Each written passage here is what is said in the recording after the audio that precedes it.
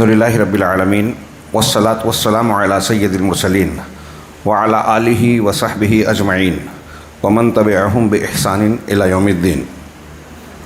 اعوذ باللہ من الشیطان الرجیم، بسم اللہ الرحمن الرحیم۔ محمد الرسول اللہ والذین معہ اشداء علی الکفار رحماء بینہم تراہم رکعا سجدا یبتغون فضلا من اللہ ورضوانا سیماہم فی وجوہہم من اثر السجود ذالک مثلہم فی التوراۃ ومثلہم فی الانجیل۔ وقال تعالی لقد رضی اللہ عن المؤمنین اذ یبایعونک تحت الشجرہ فی نفس السورہ۔ وقال والسابقون الاولون من المہاجرین والانصار والذین اتبعوہم بإحسان رضی اللہ عنہم ورضوا عنہ وأعد لهم جنات تجری تحتها الانہار خالدین فیہا ابدا ذالک الفوز العظیم۔ محترم مرکز دعوت دار التوحید مسجد اہل حدیث کے ذمہ داران، امام محترم، علماء کرام جو مقامی بھی ہیں اور باہر سے بھی تشریف لائے ہیں، اسی طریقے سے مقامی اور بیرونی حاضرین گرامی، بزرگوں اور بھائیوں، آپ نے سنا کہ عنوان دیا گیا منہج سلف ضروری کیوں، اور منہج سلف کیا ہے۔ منہج طریقے کو کہتے ہیں، طریقہ عقیدے میں بھی، عبادات میں بھی، اعمال میں بھی۔ ہمارا موقف، راستہ، طریقہ کیا ہو وہ منہج ہے۔ اختصار کے ساتھ آسان زبان میں نے بیان کرنا چاہا۔ سلف یہ پہلے کے لوگ مراد ہوتے ہیں جو گزر چکے ہیں۔ اللہ کے نبی صلی اللہ علیہ وسلم نے آخری وقت میں اپنی بیٹی فاطمہ رضی اللہ تعالی عنہا سے کہا تھا اصبری واتقی نعم السلف لک انا، کہ صبر کی کرو اور تقوی اختیار کرو، میرا آخری وقت آ گیا۔ یہ بتانے کے بعد جب وہ رونے لگی تو آپ نے تسلی دی اور پھر یہ کہا تھا کہ میں تمہارے لیے کتنا اچھا سلف ہوں، جو لوگ پہلے گزر چکے، اسی کی طرف نسبت کر کے سلف ہی کہلایا جاتا ہے۔ سلف سے مراد اولین صحابہ کرام ہیں۔ اللہ کے نبی صلی اللہ علیہ وسلم کو صحابی کسے کہتے ہیں؟ صحابی کی جمع صحابہ، اصحاب رسول صلی اللہ علیہ وسلم۔ صاحب، صحابی ساتھ اور سنگت اختیار کرنے والے کو کہتے ہیں۔ اصطلاح شریعت میں، اسلام میں، ہم جب کسی کو صحابی کہتے ہیں تو اس کا اصطلاحی معنی یہ ہوتا ہے کہ وہ شخص جس نے ایمان کی حالت میں رسول اللہ صلی اللہ علیہ وسلم سے ملاقات کی ہو، دیکھا ہو، اور اسلام پر ہی اس کی موت ہوئی ہو۔ اگر کسی نے کفر کی حالت میں دیکھا ہے اور تو وہ صحابی نہیں ہوگا۔ اگر کسی نے پہلے اسلام قبول کیا، بعد میں مرتد اگر ہو گیا، اسلام پہ نہیں موت ہوئی اس کی، تو وہ بھی صحابی نہیں ہے۔ اگر کسی نے خواب میں دیکھا اللہ کے نبی صلی اللہ علیہ وسلم کو، وہ بھی صحابی نہیں ہوگا اصطلاحی طور پر۔ تو صحابہ سلف میں اولین طور پر داخل ہیں، صحابہ کے بعد تابعین اور تبع تابعین بھی، یہ سلف ہیں۔ اس کی بنیاد اللہ کے نبی صلی اللہ علیہ وسلم کا وہ فرمان جو بخاری اور مسلم میں ہے، خیر الناس قرنی ثم الذین یلونہم ثم الذین یلونہم، سب سے بہتر زمانہ میرا زمانہ ہے، پھر وہ جو اس کے بعد، پھر وہ جو اس کے بعد۔ اس کے بعد جھوٹ ظاہر ہوگا، جھوٹ اور کذب ظاہر ہوگا، غالب ہوگا۔ اس کا مطلب اللہ کے نبی صلی اللہ علیہ وسلم کے اس فرمان سے یہ ثابت ہے کہ سب سے اچھا زمانہ اللہ کے نبی صلی اللہ علیہ وسلم کا، صحابہ، تابعین، تبع تابعین کا۔ یہ سب سے اچھا زمانہ کیوں ہے؟ آپ نے کیوں تعریف کی؟ بعد میں جھوٹ، ظلم اور انحراف آئے گا، بدعت و خرافات آئے گی۔ اس کا مطلب اس زمانے میں جو سب سے بہتر ہے، خرافات نہیں ہے، بدعت نہیں ہے، یہ عقیدے میں، ایمان میں، منہج میں سب سے صحیح ہے۔ اسی وجہ سے ما انا علیہ و اصحابی اور دوسری دلیلوں کے پیش نظر بھی اہل حق جن کو طائفہ منصورہ حدیث میں کہا گیا، ان کو سلفی کی نسبت انہوں نے اختیار کی کہ ایک طرف تو وہ اہل السنہ اہل الحدیث ہیں، اس لیے کہ قرآن حدیث کو مانتے ہیں. اہل الحدیث حدیث میں حدیث قرآن کو بھی کہتے ہیں، حدیث کو بھی، تو قرآن حدیث کو ماننے والے، اہل السنہ سنت کو ماننے والے، اور الجماعہ یعنی صحابہ کی جماعت کے طریقے پہ چلنے والے، اہل السنہ والجماعہ.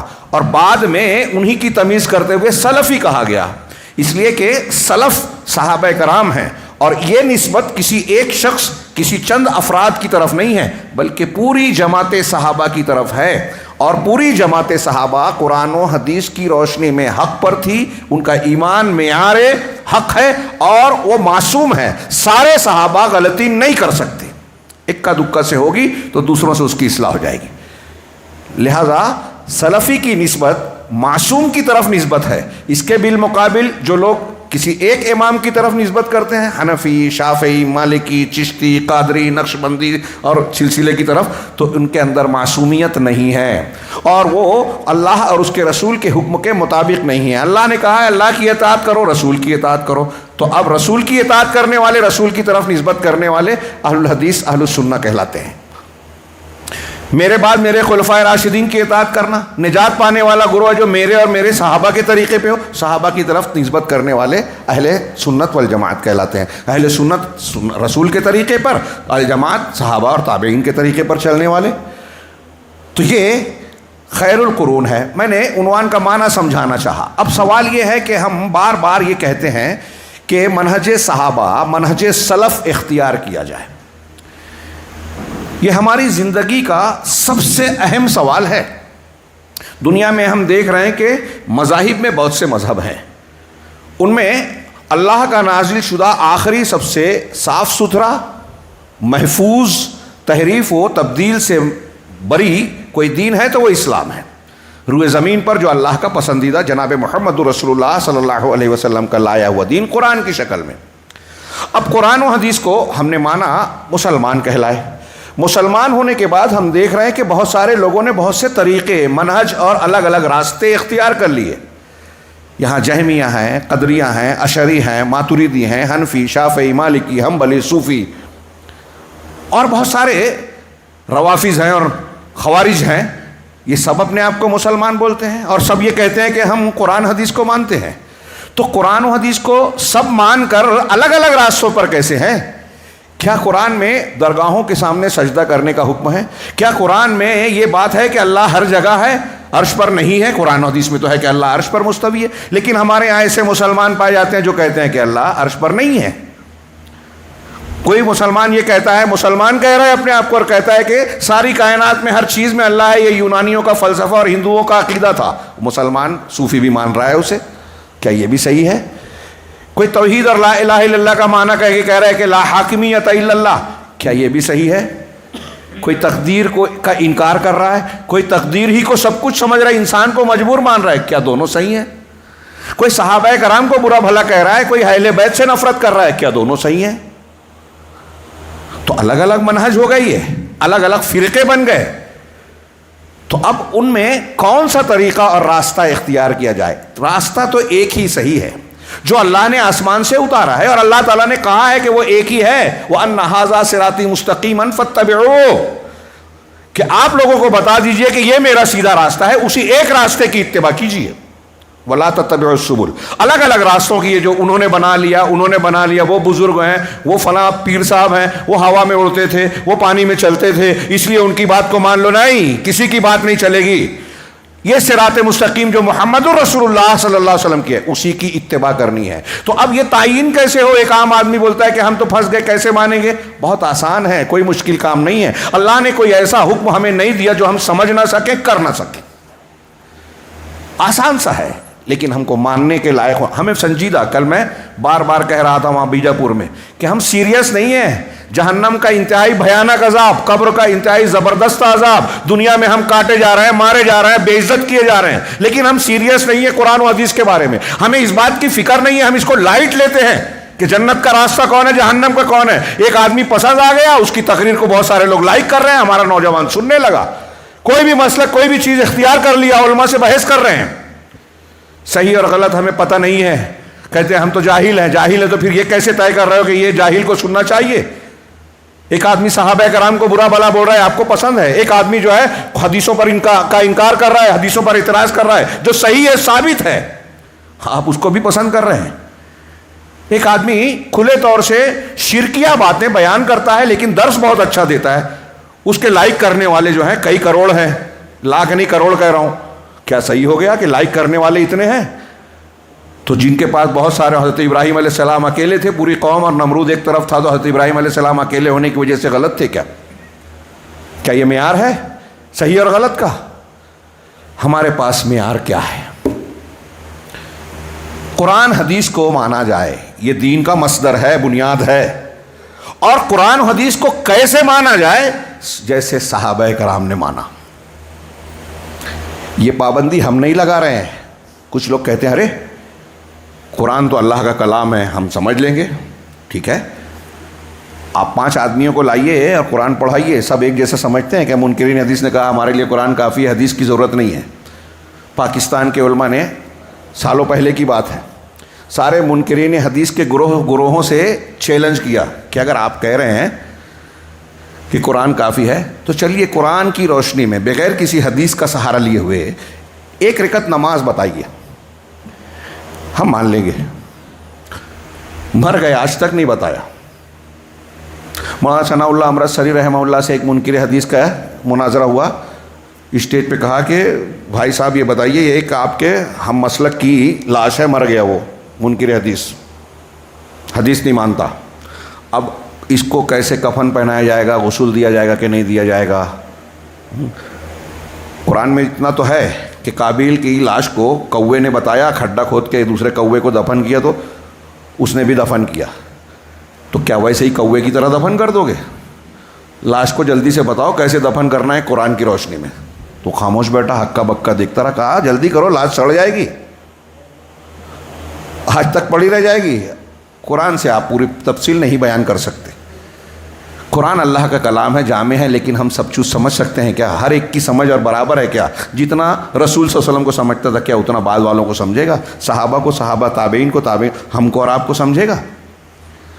اور اللہ کا جتنا علم ہے قرآن کے باریکیاں جانتا ہے، کیا انسان سمجھ پائے گا؟ اس لیے قرآن میں اللہ تعالیٰ نے کیا مراد چاہی ہے یہ رسول بتائیں گے، اور رسول نے اس کو بیان کیسے کیا؟ عمل سے، تعلیم سے، تقریر سے، زبان سے، حدیثوں میں۔ اور اس پر عمل کس کو کروایا؟ صحابہ کرام کو۔ صحابہ کرام کی خصوصیت یہ ہے کہ جس زمانے میں قرآن اترا اس زمانے کے ہی وہ لوگ تھے، اس زمانے کی عربی کو سب سے اچھی طریقے سے جانتے تھے، بعد کے لوگ ویسی عربی نہیں جان سکتے۔ اس زمانے کے لوگ جو تھے کا جاہلی بھی قرآن کا ایک جملہ، ایک آیت اور ایک چھوٹی سی سورت سن کے کہتے تھے کہ یہ انسان کا کلام نہیں ہے۔ ان کی عربی دانی اتنی اعلیٰ، اتنی گہری بصیرت تھی کہ قرآن کو سنتے ہی کہہ دیتے تھے ما ھذا قول البشر۔ عربی میں آج کا کوئی علامہ بھی آ جائے، غلام پرویز گامدی فلاں اور فلاں، جو لوگ دعویٰ کرتے ہیں کہ ہم لغت سے قرآن حل کر لیں گے، نہیں کر سکتے، جیسے صحابہ عربی سمجھتے تھے۔ پھر صحابہ کرام اس زمانے کے محاوروں سے واقف تھے، ماحول سے واقف تھے، کس محاورے کو کس معنی میں استعمال کیا جاتا ہے، قرآن انہی کی زبان میں اترا۔ صحابہ کرام کون سی آیت اور کون سی سورہ کس پس منظر اور بیک گراؤنڈ میں اتری یہ بھی جانتے تھے۔ بیک گراؤنڈ، پس منظر کو جاننے سے قرآن کے آیت کا معنی اور مفہوم سمجھنے میں آسانی ہو جاتی ہے۔ صحابہ سب سے اچھا جانتے تھے۔ حضرت ابن مسعود کہتے ہیں کہ قرآن کی کون سی آیت کہاں کس موقع پر نازل ہوئی میں خوب جانتا ہوں۔ پھر صحابہ کرام اللہ کے نبی صلی اللہ علیہ وسلم کے شاگرد تھے، اگر کوئی آیت کے سمجھنے میں غلطی ہوتی تو آپ کی طرف رجوع کرتے، ایک دوسرے سے رجوع کرتے، مذاکرہ کرتے، سمجھ جاتے۔ تو جتنا قرآن اور حدیث کا معنی مطلب اسلامی عقیدہ صحابہ نے سمجھا، میں آپ سب سے پوچھ رہا ہوں کیا بعد والے اتنا سمجھ سکتے ہیں؟ نہیں سمجھ سکتے، ہو ہی نہیں سکتا۔ اس لیے صحابہ کرام نے جس طرح قرآن و حدیث کو سمجھا، یہ تو عقلی باتیں ہوئی جو انسان اگر غور بھی کرے تو سمجھ میں آئے گی۔ ابھی میں ایک سوال کروں، یہاں ہمارے اسلاف کی بہت سی عبارتیں ہیں، آپ عقیدے کی کتابیں اٹھائیے، تابعین، تابعین، محدثین، ائمہ ہدا، ان کے بعد کے جو بڑے بڑے علماء گزرے ہیں اہل السنہ والجماعہ میں، انہوں نے ان کی عقیدے کی کتابیں اٹھائیے۔ مثال کے طور پہ میرے ہاتھ میں امام طحاوی رحمہ اللہ کی العقیدۃ الطحاویہ، یہ حنفی کہلاتے ہیں، پرانے حنفی، آج کے نہیں۔ ابھی ہندوستان کے حنفی عقیدے میں حنفی نہیں ہیں، یہ میں نہیں کہہ رہا ہوں، وہ خود کہتے ہیں، یہ نوٹ کر لیجئے گا۔ ہندوستان میں جو حنفی ہیں وہ چاہے دیوبندی ہوں چاہے بریلوی ہوں، وہ عقیدے میں امام ابو حنیفہ رحمہ اللہ کے عقیدے پر نہیں ہیں، وہ خود کہتے ہیں، کتابوں میں لکھا ہے، تقریروں میں کہتے ہیں، بیان کرتے ہیں، کیا ہے؟ اشعری اور ماتریدی ہیں۔ اہل السنہ والجماعہ امام ابو حنیفہ، امام شافعی، امام مالک، امام ابن اسحاق، امام بخاری، تمام محدثین، تمام اہل سنت، تمام اہل حدیث کا عقیدہ جو ہے وہ عقیدہ یہ نہیں مانتے۔ یہ اہل تصوف اور اشعریت اور ماتریدیت کے حوالے سے ایسی کئی چیزیں مانتے ہیں جو قرآن حدیث کے بالکل خلاف ہے، پوچھ لیجئے ان سے۔ یہ امام طحاوی جو حنفی تھے، ان کی عبارت سنیے صحابہ کے بارے میں، عقیدے کی کتاب میں کہہ رہے ہیں کہ وَنُحِبُّ أَصْحَابَ رَسُولِ اللَّهِ صلی اللہ علیہ وسلم، ہم اللہ کے رسول صلی اللہ علیہ وسلم کے صحابہ سے محبت کرتے ہیں۔ کون کرتے ہیں؟ اہل السنہ والجماعہ، اہل حق، عقیدہ ہے ہمارا، محبت کرتے ہیں۔ وَلَا نُفْرِطُ فِي حُبِّ أَحَدٍ مِّنْهُمْ، اور ان میں سے کسی کی محبت میں ہم افراط نہیں کرتے، حد سے تجاوز نہیں کرتے۔ اسی طرح کہتے ہیں وَلَا نَتَبَرَّأُ مِنْ أَحَدٍ مِّنْهُمْ، اور کہ ان میں ان صحابہ کرام میں سے کسی ایک صحابی سے ہم براءت کا اظہار نہیں کرتے۔ براءت کا لا تعلقی، ولا اور برا دوستی اور دشمنی، کسی ایک صحابی سے بھی بغض اور دشمنی نہیں رکھتے۔ آج ہمارے یہاں ایسے بہت سارے لوگ محقق جو ہیں تو علم کے دعوے دار، لیکن علم ان کو معلوم نہیں ہے، قرآن حدیث کے عقیدے سے واقف نہیں ہے، صحابہ تابعین طب تابعین کے متفقہ عقیدے کے خلاف بات کرتے ہیں، اور ہمارا نوجوان ان کی کلپ اور ان کی تقریریں سن کے گمراہی کا شکار ہو رہا ہے۔ بہت نازک بات ہے میرے بھائیوں، نظر رکھیے اپنے آپ پر، اپنے بچوں پر۔ یہ جنت اور جہنم کا سودا ہے، دنیا میں 10 بار لٹ گئے کوئی پرواہ نہیں ہے، لیکن دین ایک بار بھی لٹ گیا اور اسی پہ مر گئے، ہمیشہ کا بھیانک عذاب دیکھنا پڑے گا۔ اور یہ کوئی چھوٹا موٹا اختلاف نہیں ہے، یہ ہمارے عقیدے کی بات ہے۔ صحابہ کرام کا معاملہ، جیسا کہ ڈاکٹر اسرار اور کچھ لوگ کہتے ہیں کہ یہ تاریخی معاملہ ہے، مولانا مودودی صاحب اور جماعت اسلامی والوں نے بیان کر دیا خلافت و ملوکیت میں کہ ان پہ تنقید کریں گے، کوئی بھی تنقید سے بالا تر نہیں، صحابہ تنقید سے بالا تر نہیں، صحابہ تنقید سے بالا تر ہیں، نوٹ کیجئے، یہ گمراہی ہے ان کی جو صحابہ کرام کو عام انسانوں کی طرح تنقید کے لائق اور تاریخ کا حصہ سمجھتے ہیں۔ ہم یہ کہہ رہے ہیں، میں ابھی جو بیان کرنے جا رہا ہوں، کہ یہ ہماری تاریخ صرف نہیں ہے، صحابہ کے بارے میں جو ہم یہ کہہ رہے ہیں یہ ہمارا عقیدہ ہے، عقیدہ ایمان کا حصہ ہے۔ آپ نے صحابہ کرام کو رد کیا تو قرآن حدیث کو رد کیا۔ ایک صحابی کو اگر آپ نے غلط کہا، ایک، ہم یہ نہیں کہتے وہ نبی تھے ان سے غلطیاں ہوئی ہیں، لیکن صحابہ کرام کی غلطیاں جو بیان کی جاتی ہے، نمبر 1 یا تو وہ روایت صحیح نہیں ہے، نمبر 2 یا تو غلطی ہوئی ہے تو وہ اجتہادی غلطی ہے، اجتہادی غلطی پر گناہ نہیں ملتا، ثواب ملتا ہے جیسے مجتہد اجتہاد کرتا ہے۔ نمبر 3 اگر ان کی غلطی واقعی میں غلطی ہے تو ان کی نیکیوں کے سامنے ان کی غلطیاں بہت معمولی ہیں، ان کی غلطی بوند ہے، قطرہ ہے، تو ان کی نیکیاں سمندر ہے۔ اور قرآن کا اصول ہے ان الحسنات یذہبن السیئات، نیکیاں برائیوں کو مٹا دیتی ہیں، تو صحابہ کرام کی برائیاں رہی ہی نہیں۔ تیسرا چوتھا یہ کہ صحابہ ہوں عام مسلمان ہو، توبہ استغفار مسلسل کرتے ہیں، اگر غلطی ہوئی تو توبہ استغفار کیا، ختم ہو گیا۔ اور 5ویں سب سے اہم بات یہ ہے کہ صحابہ کرام سے جو غلطیاں ہوئیں اور جو ہونے والی تھی اس کو اللہ تبارک و تعالیٰ جانتا تھا، پہلے سے جانتا تھا، پھر بھی اللہ نے قرآن میں کہا اللہ ان سے راضی ہو گیا۔ جس سے اللہ راضی ہے اس سے رافضی راضی نہیں ہے، جس سے رافضی راضی نہیں ہے اس سے مرزا انجینئر راضی نہیں ہے، اور جو اس سے خوش ہے اس کی کلپ سن رہا ہے وہ بھی امیر معاویہ، حضرت عائشہ اور بعض صحابہ رضی اللہ عنہم، بعض صحابہ کے خلاف اپنی زبان تان کو دراز کرتا ہے۔ یہ کیا ہے؟ اس عبارت میں پڑھیے اور پھر اس کی دلیل سنیے۔ وہ کہتے ہیں کہ ہم ان میں سے کسی کی بھی محبت میں افراط نہیں کرتے، ان کو ان کے مقام سے اونچا نہیں اٹھاتے، اور نہ ہی کسی ایک صحابی سے براءت کا اظہار کرتے ہیں۔ وَنُبْغِضُ مَن يُبْغِضُهُمْ، یہ عقیدہ ہے ہمارا اہل سنت کا کہ ہم ان سے نفرت کرتے ہیں، ان لوگوں سے بغض رکھتے ہیں، دشمنی رکھتے ہیں جو صحابہ سے دشمنی اور بغض رکھے۔ یہ اہل سنت کا عقیدہ ہے. اور کیوں ہے ابھی آئے گی دلیل. قرآن اور حدیث کا یہ تقاضا ہے. یعنی ہمارے صحیح مسلمان ہونے کے لیے یہ ضروری ہے کہ ہم صحابہ سے محبت کریں, اور یہ بھی ضروری ہے کہ جو صحابہ سے نفرت کرتے ہیں, ان کو برا بھلا کہتے ہیں, ہم ان سے نفرت کریں.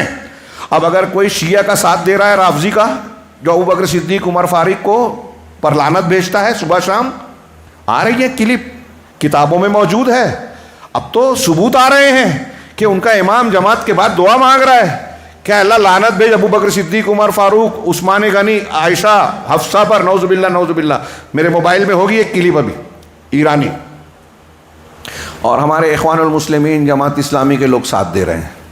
مرزا انجینئر ان کا ساتھ دیتا ہے, صحابہ پر تنقید کرتے ہیں, امیر معاویہ کو برا بھلا بولتے ہیں. ہمارے کچھ لوگ جو اپنے آپ کو اہل حدیث کہتے ہیں, اہل حدیث نہیں ہے وہ, ایک صحابی کو جو برا بھلا کہے وہ اہل حدیث نہیں ہے, لکھ لے, خوش فہمی میں نہ رہیں. ہمارے لیے ضروری ہے, ہمارے ایمان کا حصہ ہے کہ جو صحابہ سے بغض رکھتا ہے, ان کو برا بھلا کہتا ہے, ہم اس سے نفرت کریں, اس کا ساتھ نہیں دے سکتے. اس کا ساتھ دے رہے ہیں تو اس کی تائید کر رہے ہیں. بدعت میں, غلط عقیدے میں ہم اس کے معاون و مددگار ہیں, ہم بھی گمراہ ہیں اگر ایسا کر رہے ہیں. اللہ ہمیں بچائے. وَنُبْغِضُ مَن يُبْغِضُهُمْ وَبِغَيْرِ الْخَيْرِ يَذْكُرُهُمْ, اور انہیں خیر کے علاوہ کسی اور چیز سے ان کا ذکر کرتا ہے. محرم آتا ہے, اب تو محرم کی بھی پابندی نہیں ہے. واقعہ کربلا میں یزید کے ساتھ پھر ان کے باپ معاویہ امیر معاویہ رضی اللہ تعالیٰ عنہ کو مقرر کیا تھا اس حضرت عمر نے. عمر بھی برے ہو گئے, حضرت عمر کے بعد حضرت عثمان نے باقی رکھا, وہ بھی برے ہو گئے. آپ دیکھیے مودودی صاحب کی کتاب خلافت و ملوکیت کی شرعی حیثیت, حضرت عثمان غنی کو پڑھنے کے بعد جو ہے آدمی کے دل میں ان کی عزت کم ہو جاتی ہے. اور آپ حدیثوں کو پڑھیے, سلف کی کتاب پڑھیے, تو ان کو پڑھنے کے بعد آپ کے دل میں ان کی عزت بڑھے گی, عقیدت و احترام بڑھے گا. یہ ایمان کا حصہ ہے. وہ شیعوں کو خوش کر رہے ہیں اور کہتے ہیں کہ ہم تاریخ بیان کر رہے ہیں, بکواس کر رہے ہیں, گمراہی ہے. اور پھر اس کو آگے بڑھاتے ہیں. ہمارے درمیان آج کل کے کچھ ایجنٹ جو یہودیوں اور رافضیوں کے ایجنٹ ہیں, لکھ لیجئے, یہودیوں اور رافضیوں کے.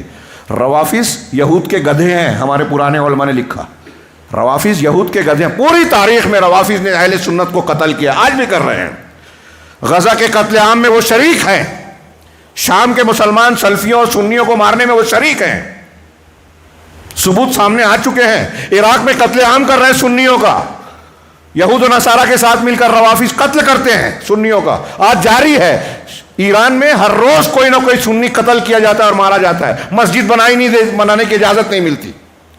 ہمارے اخوانی ان کے ذریعے سے اسلامی انقلاب کی بات کرتے ہیں, سعودی عرب پہ تنقید کرتے ہیں, جو توحید کا علمبردار ہے. کوئی اگر اخلاقی غلطی ہو جائے تو اس کو ہنگامہ مچ جائے گا, اور یہاں شرک ہو رہا ہے. صحابہ کو برا بھلا کہہ رہے ہیں, کہ کوئی بات نہیں, ہمیں مفاہمت اختیار ہے. روافظ سے, اہل بدعت سے مفاہمت, اتحاد, اور اہل حق سے, اہل الحدیث سے نفرت, یہ الٹا کام ہے. بدعت اور شرک آدمی کی عقل کو پلٹ دیتی ہے, معروف کو منکر اور منکر کو معروف بنا دیتی ہے. اسی میں یہ پڑے ہوئے ہیں, یہ کوئی چھوٹی بات نہیں ہے. تو کہا کہ اگر کوئی صحابہ کے ساتھ بغض رکھے گا تو ہم بھی اس کو بغض رکھیں گے, نفرت کرتے ہیں. اور صحابہ کے کو خیر کے علاوہ کسی چیز سے ذکر کرے تو ہم کو اس سے نفرت کرنی چاہیے. وَلَا نَذْكُرُهُمْ إِلَّا بِخَيْرٍ, اور ہم صحابہ کرام کا خیر کے علاوہ کسی اور چیز کے ساتھ ذکر نہیں کرتے, ان پہ تنقید نہیں کرتے. ہم تنقید سے بالاتر ہیں. وہ کیوں ہیں ابھی ہم جانیں گے. یہ ہماری بنیاد ہمارے اپنے دماغ کی وجہ سے نہیں ہے, قرآن حدیث اللہ اور رسول کے حکم کی وجہ سے ہے. اللہ رب العالمین اللہ کے آگے کہتے ہیں شیخ امام طحاوی کہ وَحُبُّهُمْ دِینٌ وَإِیمَانٌ وَإِحْسَانٌ, ان سے محبت کرنا صحابہ سے دین ہے, تاریخ نہیں ہے, دین ہے. اللہ اور رسول نے کہا, اللہ کے رسول نے کہا میرے صحابہ میں سے کسی کو گالی مت دو. اللہ کی قسم, انہوں نے ایک مد اور آدھا مد, کلو آدھا کلو اناج اگر اللہ کے راستے میں خرچ کیا ہے تو تم بعد میں آنے والے اس کے مقابلے میں اگر احد پہاڑ کے برابر سونا خرچ کر دو. احد پہاڑ کتنا بڑا پہاڑ ہے. میرا خیال ہے کہ اڈانی, امبانی, بل گیٹس اور بڑے بڑے جو ادیوگ پتی ہیں وہ بھی شاید اتنا سونا کما نہیں پائیں گے, خرید نہیں پائیں گے, اور آ جائے تو کوئی اتنا خرچ نہیں کرے گا. لیکن اگر کوئی اتنا کما لے اور خرچ کر دے تو عہد اول کے صحابہ کرام نے جو اللہ کے راستے میں کلو آدھا کلو مد آدھا مد، کلو آدھا کلو میں سمجھانے کے لیے کہہ رہا ہوں، مد اس سے کم زیادہ ہوگا، خرچ کیا ہے اس کے برابر نہیں ہوگا۔ کیا مقام ہے، کیا درجہ ہے۔ یہ اللہ کے رسول صلی اللہ علیہ وسلم کہ برا بھلا مت کہو۔ ایک حدیث میں ہے کہ جب میری صحابہ کا ذکر ہو تو رک جاؤ، رک جاؤ میرے صحابہ کا ذکر ہو تو۔ اور ایسی اور کئی حدیثیں ہیں، اقوال صحابہ ہیں۔ تو اللہ آگے کہہ رہے ہیں کہ ان سے محبت کرنا دین ہے، ایمان ہے، ہاں، اور احسان ہے۔ اب ڈاکٹر اسرار صاحب کہتے ہیں کہ صحابہ شیعہ جو حضرت ابوبکر صدیق عمر فاروق کو غاصب کہتے ہیں کہ علی کا حق چھین لیا، غصب کر لیا، اور سارے صحابہ اس وجہ سے مرتد ہو گئے جنہوں نے حضرت ابوبکر صدیق عمر فاروق اور عثمان غنی کو خلیفہ۔ یہ روافظ کا عقیدہ ہے، ان کے نزدیک سب سے اہم عقیدہ امامت کا ہے۔ اور ابوبکر صدیق اور عمر فاروق اور عثمان غنی کو جو ہم خلیفہ مانتے ہیں، کہتے ہیں کہ یہ سب کے سب اہل بیت کے، حضرت علی کے حق کو چھیننے والے، غصب کرنے والے ہیں، اور اس وجہ سے مرتد ہو گئے، اسلام سے باہر ہو گئے۔ سارے صحابہ 4-5 کے علاوہ، انگلیوں پر گننے والے چند صحابہ کے علاوہ، ان کا عقیدہ ہے سب کافر ہو گئے۔ اور ہمارے یہاں ڈاکٹر اسرار، جماعت اسلامی، اخوان المسلمین، مرزا علی انجینئر، یہ لوگ کہتے ہیں کہ روافظ سے پینگیں بڑھائی جائے۔ صحابہ کرام کی شخصیت کا اختلاف ہے نا، یہ تاریخی بات ہے۔ یہ آپ سن رہے ہیں کہ دین ہے، صحابہ سے کے تعلق سے ہمارا محبت کرنا، ان سے نفرت کرنے والوں سے نفرت کرنا، یہ دین ہے۔ ان سے محبت دین ہے، ایمان ہے، احسان ہے۔ اور ان سے بغض رکھنا، ان سے نفرت کرنا کفر ہے، نفاق ہے، طغیان ہے، سرکشی ہے۔ یہ کفر ہے۔ جب آپ صحابہ سے راضی نہیں ہیں تو آپ اللہ تعالیٰ کے فرمان کو نہیں مان رہے ہیں، انکار کر رہے ہیں، اللہ کے رسول کی بات کا انکار کر رہے ہیں۔ ہاں، اللہ کے رسول حضرت امام احمد بن حنبل رحمہ اللہ کا ایک کتابچہ ہے شرح اصول السنہ، اس میں بالکل شروعات کرتے ہیں۔ میرے سعودی عرب میں جب میں تھا تو اس کے دروس ہو رہے تھے، کہ پہلے دوسرے جملے پر 1-1 گھنٹے کا درس ہے جو میں پڑھنے جا رہا ہوں۔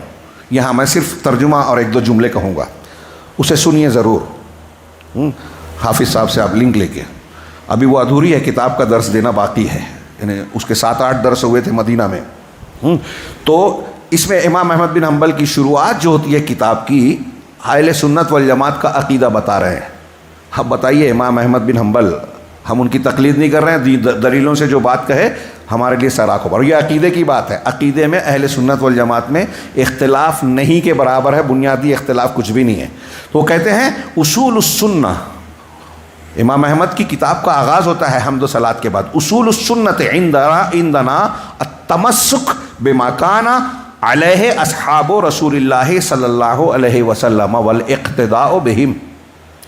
کاش اگر اس کے لیے وقت ملتا، دروس کا سلسلہ اگر ہو تو دروس لیجیے علماء سے، تو اس ایک جملے کو ایک کتاب میں لکھا جا سکتا ہے۔ امام احمد بن حنبل، علماء سلف میں ایسی خوبی تھی، وہ کہتے ہیں کہ ہمارے نزدیک، ہمارے یہاں سنت کے اصول، بنیاد اور سنت، بعض علماء نے، امام احمد نے عقیدے میں جو لوگ بدعت اختیار کر گئے، نئے نئے فرقے بنانے کے، اس کے مقابلے میں جو صحیح عقیدہ اختیار کیا اس کو السنہ کہتے ہیں۔ امام ابن ابی عاصم کی ایک کتاب ہے السنہ، امام خلال کی کتاب ہے کتاب السنہ، اس میں عقیدہ ہے۔ نام سن کر ہمارے ہندوستانی ماحول میں ہم لوگ سمجھیں گے کہ یہ حدیث کی کتاب ہے، نہیں، یہ عقیدے کی کتاب ہے۔ کہ عقیدے میں یہ جہمیہ، قدریہ، معتزلہ، صوفیہ اور فلاں فلاں یہ بھٹک گئے، گمراہ ہو گئے۔ تو ہمیں عقیدے کے معاملے میں سنت پر، رسول کے طریقے پہ رہنا چاہیے۔ تو امام احمد رحمہ اللہ نے بھی کہا کہ ہمارے نزدیک سنت کے اصول کیا ہے؟ التمسک، مضبوطی سے پکڑ لینا۔ تمسک مضبوطی سے پکڑنا کہتے ہیں، مضبوطی سے پکڑ لینا۔ کس چیز کو؟ بما کان علیہ اصحاب رسول اللہ صلی اللہ علیہ وسلم، اس چیز کو مضبوطی سے پکڑ لینا جس پر اللہ کے رسول صلی اللہ علیہ وسلم کے صحابہ تھے۔ والاقتداء بہم، اور ان کی اقتداء کرنا، جو طریقہ ان کا تھا اسی طریقے پہ چلنا۔ اب صحابہ جس چیز پہ تھے، کس معاملے میں؟ ہر معاملے میں، عقیدے میں بھی جیسا صحابہ کا عقیدہ ہے ویسا ہمارا ہونا چاہیے۔ جیسا صحابہ کرام کی عبادت، جیسے صحابہ کرام کی عبادتیں تھیں ہماری بھی ہونی چاہیے، جیسے صحابہ کرام کا اخلاق تھا، حلال حرام اور معاملات میں ان کا جو موقف تھا ہمارا بھی وہی ہونا چاہیے۔ جو متفق علیہ ہے صحابہ کا، اس میں متفق علیہ میں کوئی گنجائش نہیں ہے کہ آپ اس کی مخالفت کریں. جہاں اختلاف ہے تو وہاں یہ دیکھا جائے گا کہ کس کی بات حدیث کے موافق ہے. کبھی کبھی ان سے بھی غلطیاں ہوئی، اور کئی صحابہ کو جب حدیث نہیں ملی، ایک بات کہی، بعد میں پتہ چلا کہ حدیث ایسی ہے تو اپنی بات چھوڑ کے حدیث کو قبول کر لیا. ابھی میں ذکر کروں گا کہ صحابہ کا طریقہ تھا. تو امام احمد کہہ رہے ہیں کہ صحابہ کی عقیدے، طریقے اور منہج کو مضبوط سے پکڑ لینا اور اس کی پیروی کرنا، یہ اصول سنت ہے. اہل سنت والجماعت اہل حق کی بنیاد ہے، دین کی بنیاد ہے یہ، کہ جو صحابہ کرام کا طریقہ تھا وہ ہمارا. کیوں؟ ایک اور جملہ نقل کر دو علامہ ابن تیمیہ کا. یہ جملہ ہے، اس پر بھی میں نے شرح العقیدۃ الواسطیہ میں ایک ڈیڑھ صفحے کی باتیں ہیں، میں صرف ابتدائی کے 2-3 جملے نقل کر رہا ہوں. انہوں نے کہا کہ من اصول اہل السنہ، علامہ ابن تیمیہ، یہ جو علماء کی باتیں میں نقل کر رہا ہوں، یہ علماء کی باتیں قرآن و حدیث سے مستفاد ہیں، اور یہ بڑی بابرکت اور واضح عبارتیں ہیں، اس لیے سمجھانے کے لیے میں نے اس کو ذکر کیا. کہ کہہ رہے ہیں، اور اس لیے بھی کہ ہمارے یہاں لوگ جاہلوں کے پیچھے آج جا رہے ہیں. گمراہ کرنے والے امام، اللہ کے رسول نے ڈرایا تھا کہ مجھے اپنی امت پر دجال سے زیادہ جس چیز کا خوف ہے وہ گمراہ کرنے والے امام ہیں. اور آج ایسے امام بہت سارے ہیں دنیا میں ہمارے ارد گرد. عالم اسلام کا ایک بڑا طبقہ، مسلمانوں کی بہت سی جماعتیں گمراہ اماموں کے پیچھے چل کے یہ سمجھتی بھی ہے، گمراہی پہ چل رہی ہے اور سمجھتی ہے کہ ہم بہت صحیح ہیں. ارے ہمارے امام بہت اچھی تقریر کرتے ہیں، ان کی تو ایسی ایسی کرامت ہے، وہ یہ کرتے تھے، وہ کرتے تھے، کرامت کھیلتے تھے، تو ان کی بات غلط کیسے ہو سکتی ہے؟ یہ پڑھایا جاتا ہے. شرک، بدعت، خرافات کی دکان سجانے کے لیے یہ الٹے سیدھے واقعات بتائے جاتے ہیں، فضائل بتائے جاتے ہیں. میں اکثر یہ جملے کہتا ہوں، مقصد یہی ہوتا ہے کہ آپ فرض کر لو کہ ایک آدمی نے 40 سال تک عشاء کے وضو سے فجر کی پڑھی، 80 سال پڑھی، زندگی بھر پڑھی، بالغ جب ہوا اس سے مرنے تک اس کا وضو نہیں ٹوٹا. ایسا مان لو تھوڑی دیر کے لیے، ایسا ہو نہیں سکتا، مان لو. تو اس کے ماننے کے بعد کیا ان کی حیثیت اللہ کے رسول کی ہو جائے گی کیا؟ غور کیجئے، میں جو سمجھانا چاہ رہا ہوں، ہمارے ہندوستان پاکستان میں یہ لوگ سمجھتے نہیں ہیں. اتنے بڑے بزرگ گئے تو ان کی قبر پہ جاؤ، اتنے بڑے بزرگ گئے تو ان کی بات مان لو، اتنے بڑے بزرگ گئے تو انہوں نے حلال کہا حرام کہا مان لو. ان کی باتیں اگر قرآن حدیث کے موافق ہے تو سر آنکھوں پر، ان کی بات اگر قرآن حدیث کے خلاف پڑ گئی تو اللہ ان کو معاف کرے گا. لیکن ہم کو اگر پتہ چل گیا کہ ان کی بات قرآن حدیث کے خلاف ہے اور ہم نے وہی بات مانی جو قرآن حدیث کے خلاف ہے، تو ہم گمراہ ہو جائیں گے، عذاب آئے گا، اللہ پوچھے گا، بخشے نہیں جائیں گے. ہمیں اللہ کے رسول اور قرآن کی بات ماننے کا حکم ہے، فلاں اور فلاں کی نہیں. دنیا میں کوئی بھی فرقہ ہو، کوئی بھی مذہب ہو، بڑے بڑے لوگ ہر جگہ ہیں. اگر ہر جگہ بڑے بڑے لوگوں کی دیکھ کے آپ ماننے لگیں گے تو آپ کو سارے دھرم کو سچا اچھا بولنا پڑے گا، جیسا کہ غیر مسلم بولتے ہیں. سب صحیح ہے کیا؟ نہیں. ایک ہی مذہب صحیح ہے، ایک ہی مسلک صحیح ہے، اللہ کا پسندیدہ جو آسمان سے اتارا ہے، اور وہ آسمان سے اتارا وہ یا تو قرآن میں ہے یا حدیث میں ہے. اور قرآن و حدیث کی صحیح مفہوم اور صحیح معنی مراد وہی ہے جو صحابہ نے سمجھایا، اور یہی بات یہاں ہم پڑھ رہے ہیں. یہ ہماری زندگی کے سب سے اہم مسئلے کی بات ہے. بچے کو، عورت کو، آدمی کو سکھائیے، سیکھیے جو میں کہہ رہا ہوں. اس کے بغیر جنت نہیں مل سکتی، اس کے بغیر دنیا اور آخرت کی جہنم سے نہیں بچ سکتے، اللہ تعالیٰ کی رحمت نہیں مل سکتی. یہ اللہ نے ہم پر انعام احسان کیا ہے، دین اتارا حفاظت کی کس لیے؟ ہمارے اور آپ کے لیے، کہ اس کو اختیار کرو تو دنیا میں بھی عزت ملے گی. غزہ میں کانٹے مارے نہیں جاؤ گے، ہندوستان میں پکڑے مارے بے عزت نہیں کیے جاؤ گے. لیکن ہم ماننے کو تیار کہاں ہیں؟ جنت ملے گی اسی کی بنیاد پر. آپ کی توحید سلامت رہے گی تبھی جنت پہ جائیں گے. اور آج جتنے بھی مسلک ہیں، اہل الحدیث کو چھوڑ کر کہیں بھی توحید صاف ستھری نہیں ہے میرے بھائیوں. بہت دردمندی سے کہہ رہا ہوں. کسی کو لگتا ہے میں اختلافی بات کہہ رہا ہوں، نہیں، میں اپنے آپ کو حسب اللہ وجہ البصیرہ جو بات سمجھتا ہوں اس کا مکلف اور ذمہ دار سمجھتا ہوں کہ میں جو سمجھ رہا ہوں بتاؤں، تاکہ میں تو اللہ کے یہاں بچوں، اللہ ہم سب کو بچائے. تو اللہ کے امام ابن تیمیہ کہہ رہے ہیں کہ من اصول اہل السنہ سلامت قلوبہم والسنتہم لاصحاب رسول اللہ صلی اللہ علیہ وسلم. اہل سنت کے اصولوں میں سے ایک اصل ہے. اب یہ جملہ پڑھنے سے پہلے آپ کو میں پھر سے یاد دلاؤں کہ آج کل ہمارے ہاں جو لوگ حضرت امیر معاویہ کو، حضرت عائشہ صدیقہ رضی اللہ تعالیٰ عنہ کو، حضرت ابوبکر صدیق، عمر فاروق، عثمان غنی رضی اللہ تعالیٰ عنہ کو بے عزتی کے ساتھ، برائی کے ساتھ ذکر کرتے ہیں، ان کی شان میں گستاخیاں، زبانیں تان دراز کر کے ان کے حق میں ایسی باتیں کہتے ہیں جو ان کے لیے زیبا نہیں ہے، غلط ہے. وہ اپنے اس باتوں کو، اب اس میں وہ مرزا انجینئر ہو، سلمان ندوی ہوں، غامدی ہوں، ڈاکٹر اسرار ہوں، روافظ ہوں، روافظ کے ایجنٹ ہوں، چیلے ہوں ہمارے درمیان جماعت اسلامی کے اور کسی شکل میں، مجھے تو کبھی حیرت ہوتی ہے. ان کے یہاں صحابہ کے بارے میں رافضیت ہے، حکام کے معاملے میں خارجیت ہے. جماعت اسلامی اور اخوانیوں میں حکام کے معاملے میں خارجیت ہے، عقیدے کے معاملے میں بھی اہل بدعت کا طور طریقہ ہے.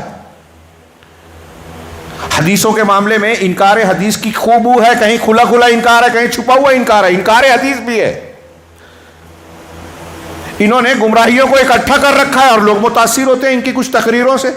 اچھی تقریر دلیل نہیں ہے.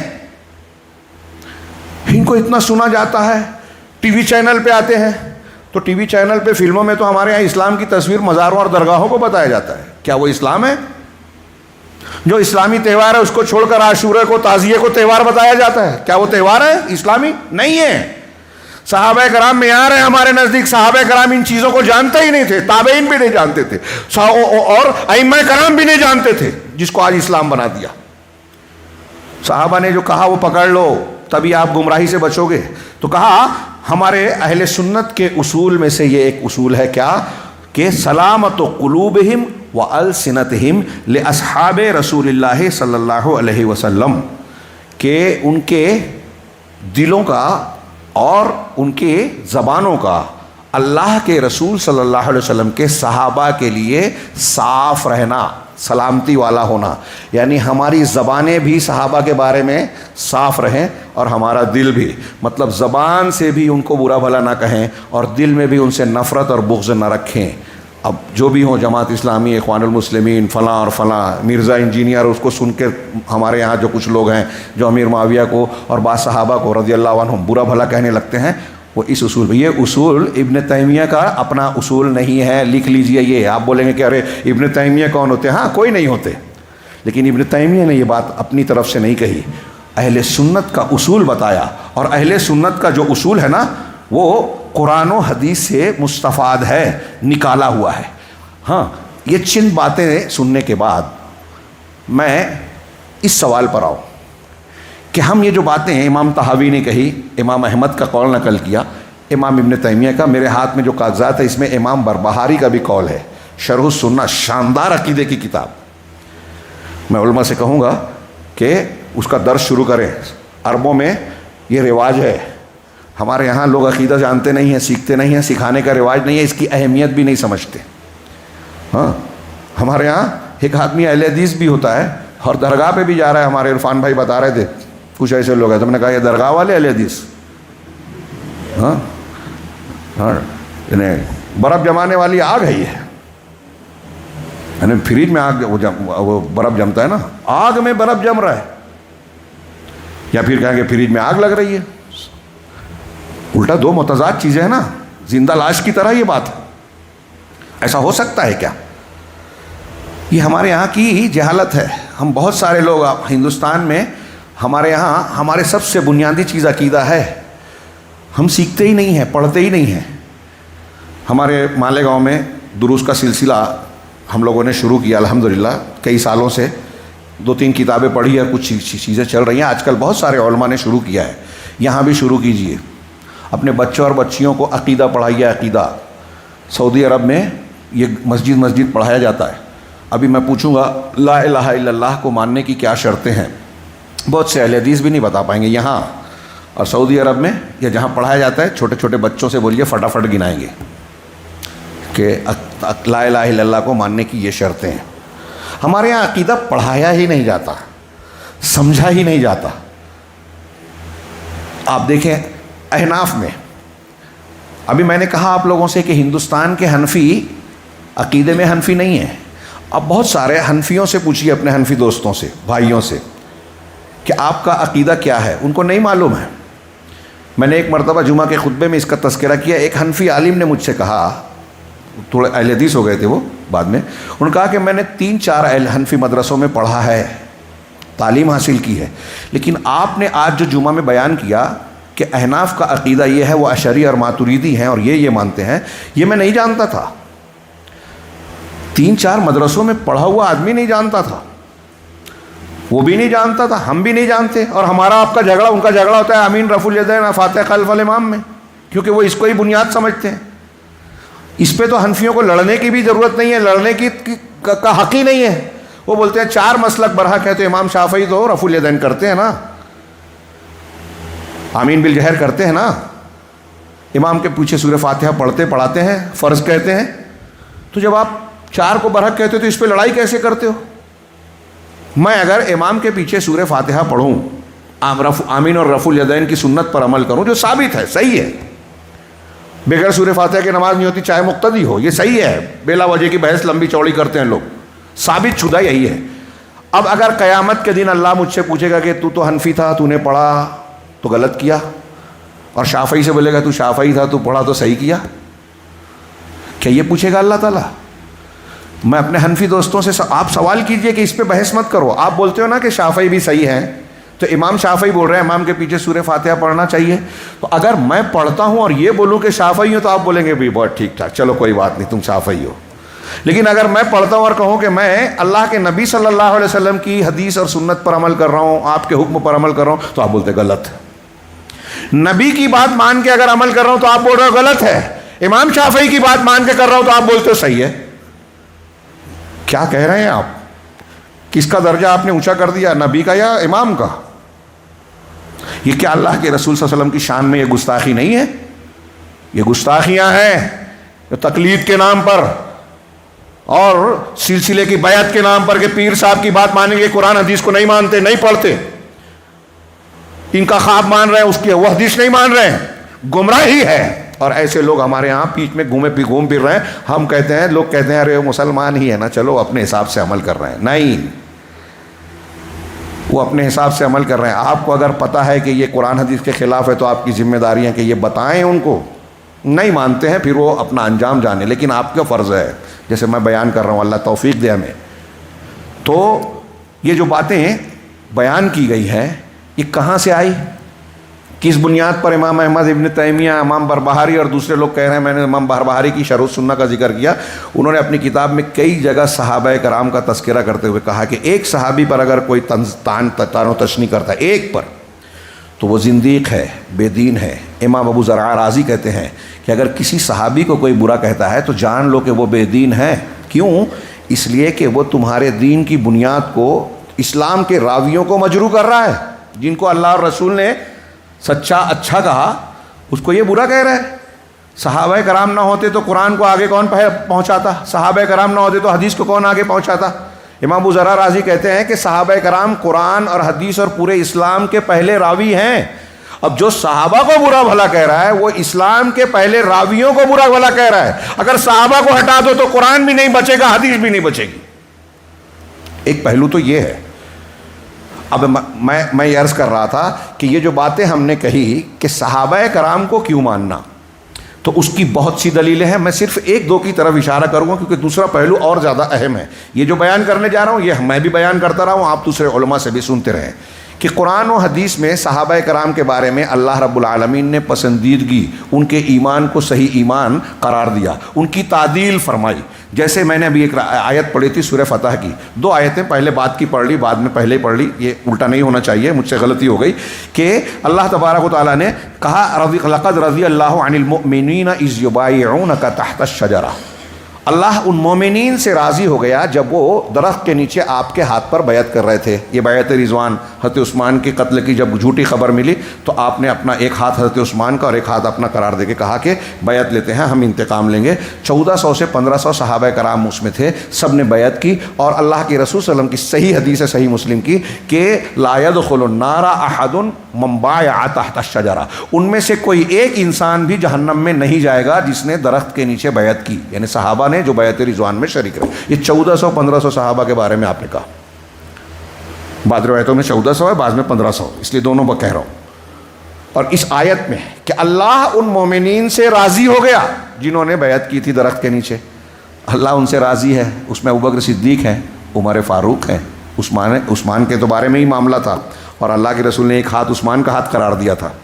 اب جو روافظ ابو بکر صدیق اور عمر فاروق کو برا بھلا کہہ رہے ہیں وہ اس آیت کا رد کر رہے ہیں کہ اللہ کہہ رہا ہے راضی ہوا، آپ کہہ رہے ہو آپ راضی نہیں ہیں. ہاں، اللہ کے رسول کہہ رہے ہیں وہ جنت میں ہے، آپ کہہ رہے ہیں نہیں جہنمی ہے. تو قرآن حدیث کا انکار کرنے والے ہوئے کہ نہیں ہوئے؟ یہ ایک آیت اسی سورے میں آخر میں اللہ تعالیٰ نے فرمایا محمد الرسول اللہ، محمد اللہ کے رسول ہیں. والذین معہ، اور جو ان کے ساتھ ہیں محمد صلی اللہ علیہ وسلم کے ساتھی یعنی صحابہ، اشداء علی الکفار رحماء بینہم. ایک گھنٹہ چاہیے اس کی تشریح کے لیے اختصار کے ساتھ کہ یہ کفار پر سخت ہیں، آپس میں نرم ہیں، مہربان ہیں، رحم دل ہیں. اس میں ایک اصول آتا ہے ولا اور برا. یہ بھی اچھی طریقے سے آپ علماء سے بعد میں ضرور سمجھیں. یہ توحید کا تقاضا ہے، اس کے بغیر آپ کی کسی کی توحید مکمل نہیں ہو سکتی جب تک آپ یہ نہ سمجھیں کہ کس سے ہمیں دوستی کرنی ہے، کس سے دشمنی. اس کا معیار کیا ہو. اگر ایک مشرک اور کافر ہے تو ہمارا باپ ہو، سگا بھائی ہو، وہ ہماری محبت کا، دلی محبت کا اہل اور لائق نہیں ہے، وہ ہمارا دشمن ہوگا حقیقی طور پہ. اور اگر ایک آدمی کلمہ پڑھ رہا ہے، توحید والا ہے، تو وہ افریقہ کے کسی جنگل میں رہنے والا سیاہ فام ہو، وہ ہمارا بھائی ہے. حضرت ابو عبیدہ بن جراح نے غزوہ بدر میں اپنے باپ کی گردن کاٹ دی. یہ صحابہ تھے، ان کی دوستی دشمنی رشتہ داری کی بنیاد دین تھا. ہاں، اشداء علی الکفار، کفار پر سخت ہیں، آپس میں نرم ہیں. آج ہمارے یہاں غزہ پر حملہ ہوتا ہے تو ہم چیختے بلبلاتے ہیں. ہونا چاہیے، کہیں بھی مسلمان کو کانٹا چبھے ہر مسلمان کو درد ہونا چاہیے. لیکن ہمارے پڑوس میں جو مسلمان ہیں ہم اس کے راستے میں کانٹے بچھا رہے ہیں، اس کی غیبت کر رہے ہیں، اس کی چغلی کر رہے ہیں، اس کی ترقی پر جلتے ہیں، حسد کرتے ہیں. ہاں، اس کو آگے بڑھنے سے روکتے ہیں. تو غزہ کا مسلمان آپ کے پڑوس میں آ جائے گا تو آپ اس کی بھی ٹانگ کھینچیں گے، اور یہودی مار رہا ہے تو آپ کو درد ہو رہا ہے. وہ غلط ہے، آپ جو کر رہے ہیں وہ اور غلط ہے، آپ بھی جو کر رہے ہیں غلط ہے. صحابہ کرام کی یہ صفت تھی رحماء بینہم. ہمارا مسلمان بھائی ہے تو ہماری محبت کے لائق ہے، محبت کا قابل ہے، اس کے لیے قربانی دی جائے گی جیسے صحابہ کرام دیتے تھے. موقع نہیں ہے ایک دوسرے کے لیے. رحماء بینہم، یہ ان کے ولا اور برا، دین کی بنیاد پر دوستی اور دین کی بنیاد پر دشمنی ان کی توحید اور عقیدے کی بنیاد پر تھا.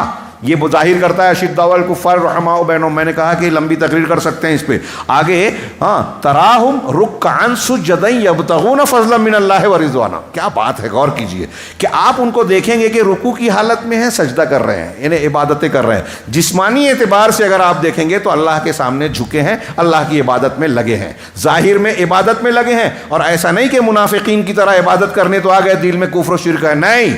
ان کو ظاہر میں آپ رکوع سجدے کی حالت میں دیکھتے ہیں. اور قرآن کا اگلا جملہ ہے یبتغون فضلا من اللہ ورضوانا، وہ اللہ تعالیٰ کی جانب سے فضل، اس کی مہربانی اور اس کی رضامندی کو چاہتے ہیں، خواہش مند ہیں. یہ اللہ کی گواہی ہے جو دلوں کے بھید کو جانتا ہے. اللہ کہہ رہا ہے صحابہ کرام جھوٹے مسلمان نہیں ہیں، بلکہ ان کے دل میں بھی اللہ کی خوشنودی کی طلب ہے، اللہ کی رضامندی چاہتے ہیں، اخلاص ہے. یہ قرآن کی آیت کہہ رہی ہے. اور شیعہ کہتا ہے کہ وہ منافق تھے تو قرآن کی مانیں گے یا رافضی کی مانیں گے؟ قرآن کی مانیں گے یا خلافت و ملوکیت پر ایمان لائیں گے؟ ہمارے یہاں بہت سے لوگ ارے وہ علامہ دانشور، کتنا بھی دانشور ہو، قرآن کے خلاف بات ہے تو ہمارے پیروں کے نیچے ہونا چاہیے بات. کہا یہ ایک آیت میں نے اور پیش کی. اس کے علاوہ والسابقون الاولون من المہاجرین والانصار والذین اتبعوہم بإحسان رضی اللہ عنہم ورضوا عنہ. پہلے ایمان لانے والے مہاجرین اور انصار میں سے. ہاں، اور مہاجرین اور انصار، اس میں مہاجرین کا ذکر پہلے ہے، انصار کا بعد میں ہے، اس لیے مہاجرین کا درجہ اونچا مانا جاتا ہے. قرآن میں ہر جگہ اللہ نے مہاجرین کا ذکر پہلے کیا. اور جن لوگوں نے احسان کے ساتھ ان کی اتباع کی، بھلائی کے ساتھ، صحابہ کے بعد بعد والے صحابہ، اور صحابہ کے بعد ابتدائی صحابہ کے بعد بعد والے، اس میں وہ بھی آ گئے، حضرت امیر معاویہ بھی آ گئے، خالد بن ولید بھی آ گئے، ہاں وہ سب بھی آ گئے. اور پھر ان کے بعد تابعین آ گئے. اور قیامت تک کے جو لوگ دلیل کی روشنی میں صحابہ کے طریقے کو، منہج کو اختیار کرتے ہیں، یعنی جو سلفی ہیں، احسان کے ساتھ، بھلائی کے ساتھ جو ان کے طریقے پہ چلتے ہیں، اللہ ان سے راضی ہو گیا اور وہ اللہ سے. اب جو ان کے طریقے پہ چلنے والا ہے وہ تو اللہ جانتا ہے، لیکن صحابہ، انصار اور مہاجرین کے تعلق سے اس میں گارنٹی ہے. ایک وہ جو انصار اور مہاجرین میں سابقین ہیں، ایک وہ جو ان کے بعد ہیں اور پھر تابعین ہیں، ان سے اللہ راضی ہو گیا، اور قیامت تک آنے والے۔ اس کا الٹا معنی یہ بھی ہوا کہ جو صحابہ انصار اور مہاجرین میں سبقت کرنے والوں کے طریقے پہ نہیں ہیں، سلف کے منہج پر نہیں ہیں، اللہ ان سے راضی نہیں ہے۔ قرآن کی آیت کے میں مفہوم میں بیان کر رہا ہوں، ایک ہے منطوق، ایک ہے مفہوم۔ یہ اصطلاح کا لفظ ہے، علماء سمجھتے ہیں۔ مفہوم کہتے ہیں کیا الٹے مفہوم کو، معکوس معنی کو، کہ مفہوم مخالف جس کو کہتے ہیں کہ اللہ ان سے راضی ہے، جن سے اللہ راضی ہے ان کے الٹ جو ہیں ان سے راضی نہیں ہے۔ اس کا مطلب یہ ہوا نا۔ اب سوال یہ ہے کہ اللہ ان سے راضی کیوں ہے؟ یہی ہمارے عنوان کا جواب بھی ہے، انہیں سب گھراؤ آتا ہے۔ کیوں راضی ہے اللہ؟ مطلب اللہ کس سے راضی ہوگا؟ جس کا عقیدہ خراب ہوگا اللہ اس سے راضی ہوگا کیا؟ پوچھ رہا ہوں۔ غلط عقیدے والے سے اللہ راضی ہوگا؟ نہیں۔ اس کا مطلب صحابہ کا عقیدہ صحیح ہے، یہ اللہ کی طرف سے تعدیل ہے۔ مطلب ہمیں وہی عقیدہ اختیار کرنا چاہیے جو صحابہ کا تھا۔ قرآن کو جو نہیں مانتا یا قرآن کو غلط مانتا ہے، اللہ اس سے راضی ہوگا کیا؟ اس کا مطلب صحابہ کرام قرآن کو جیسا سمجھتے تھے، مانتے تھے، وہ صحیح تھا۔ قرآن کی جو تفسیر کرتے تھے وہ صحیح تھی۔ مجموعی طور سے انفرادی خطا کی تصریح اصلاح ہو جاتی ہے۔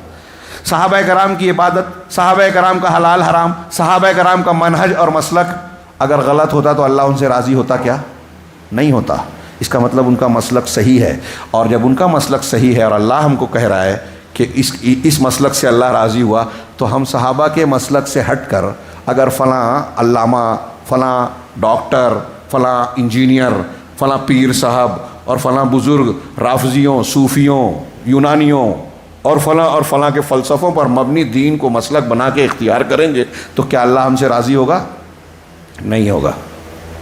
کوئی کتنا بھی شور بالا، بہت تعداد ہو، ایک تقریر کرنے بیٹھتے ہیں یا ایک اسپیچ آتی ہے تو ان کو 1 کروڑ لوگ سنتے ہیں، لیکن اگر اللہ صحابہ کے طریقے سے ہٹ کے وہ بیان کر رہا ہے تو اللہ اس سے راضی نہیں ہے۔ یہ ہے معیار قرآن دے رہا ہے ہمیں، اور اسی کی بنیاد پر یہ جو عقیدے کی عبارتیں پڑھی، امام احمد کی، امام طحاوی کی، امام ابن تیمیہ کی، امام بربہاری کی تحریروں کی طرف اشارہ کیا، اور سب عقیدے کی کتابوں میں ملے گا۔ کسی نے حضرت امام نسائی سے پوچھا کہ اگر امیر معاویہ کو کوئی برا بھلا کہتا ہے تو آپ اس کے بارے میں کیا کہتے ہیں؟ تو وہ کہتے ہیں کہ امیر صحابہ کرام اسلام کے قلعے کے سمجھ لیجیے کہ دیواریں ہیں، اور امیر معاویہ بھی۔ یہ دیکھیے کہ امیر معاویہ تو کہا انما الاسلام کدار، کہ اسلام یہ امام نسائی ابو عبد الرحمن نسائی سے پوچھا گیا کہ معاویہ کے بارے میں کیا کہنا ہے، تو انہوں نے کہا کہ انما الاسلام کدار، اسلام ایک گھر ہے، گھر کی طرح ہے، لہا بابن، اس کا ایک لہا بابن، اس کا ایک دروازہ ہے، فباب الاسلام ہے، فباب الاسلام الصحابہ، اسلام کے دروازے صحابہ ہیں۔ آپ کو اسلام میں داخل ہونا ہے تو صحابہ کے ذریعے سے جانا پڑے گا۔ فمن آذ الصحابۃ انما اراد الاسلام، جس نے صحابہ کو تکلیف دی، صحابہ پر الزام تراشی کی، بہت غور سے سنیے، اور ہمارے ارد گرد جو لوگ صحابہ پر انگلیاں اٹھا رہے ہیں، کیچڑ اچھال رہے ہیں، وہ اس جملے میں دیکھیں کیا ہے وہ، کہ جس نے صحابہ کو نشانہ بنایا، تکلیف دی، تو اس نے اسلام کو نشانہ بنایا۔ اس کا ارادہ، ٹارگٹ اسلام ہے، صحابہ نہیں ہے، اسلام ہے۔ کمن نقر البابا یرید دخول الدار، ایسے ہی جیسے کوئی آدمی دروازے کو دستک دیتا ہے اور چاہتا ہے کہ گھر میں داخل ہو، تو صحابہ کو برا بھلا کہنے والا اس گھر کو برا بھلا کہہ رہا ہے، یعنی اسلام کو، ان کے گھر کو۔ فمن اراد معاویہ فانما اراد الصحابہ، تو جس نے معاویہ کو نشانہ بنایا رضی اللہ عنہ، امام معاویہ، امیر معاویہ کو جس نے نشانہ بنایا، اس نے صحابہ کرام کو نشانہ بنایا، صحابہ کرام کو ٹارگٹ کیا ہے، اور جو صحابہ کو ٹارگٹ کر رہا ہے وہ اسلام کو ٹارگٹ کر رہا ہے۔ یہ تہذیب الکمال میں یہ نقل کیا ہے یہ روایت۔ تو ان اقوال کو میں عرض کر رہا تھا کہ قرآن حدیث کے ایک آیت اور پیش کر دوں، سورہ بقرہ کی آپ نے بہت بار سنی ہے۔ اللہ تعالیٰ نے فرمایا فَإِنْ آمَنُوا بِمِثْلِ مَا آمَنْتُمْ بِهِ فَقَدْ اهْتَدَوْا، اگر لوگ بھی ویسے ہی ایمان لے آئیں جیسے تم ایمان لائے۔ کون تم؟ اللہ تعالیٰ نے جس وقت قرآن کی آیت اتاری تو کس سے خطاب کر رہا ہے اللہ؟ کہ یہ یہودی، یہ غیر مسلم اگر ویسے ایمان لائیں جیسے تم لائے ہو، تم سے مراد صحابہ کرام، جیسے تم ایمان لائے ہو، فقد اہتدوا، قرآن ہے یہ، قرآن غور کیجئے، اللہ کا کلام، تو جیسے تم ایمان لائے ہو اگر یہ لوگ بھی ویسے ہی مومن ہو جائیں نا تو ہدایت والے ہو جائیں گے۔ اس کا مطلب صحابہ کرام ہدایت پر تھے کہ نہیں تھے؟ اور اللہ قرآن میں معیار بنا کے پیش کر رہا ہے کہ ایمان والا بننا ہے تو ویسے ایمان لاؤ جیسے صحابہ ایمان لائے، تبھی تم ہدایت والے ہوگے۔ ہاں، قرآن کی اور بھی آیتیں، اور یہ آیت بتاتی ہے کہ صحابہ سب کے سب ہدایت پر تھے۔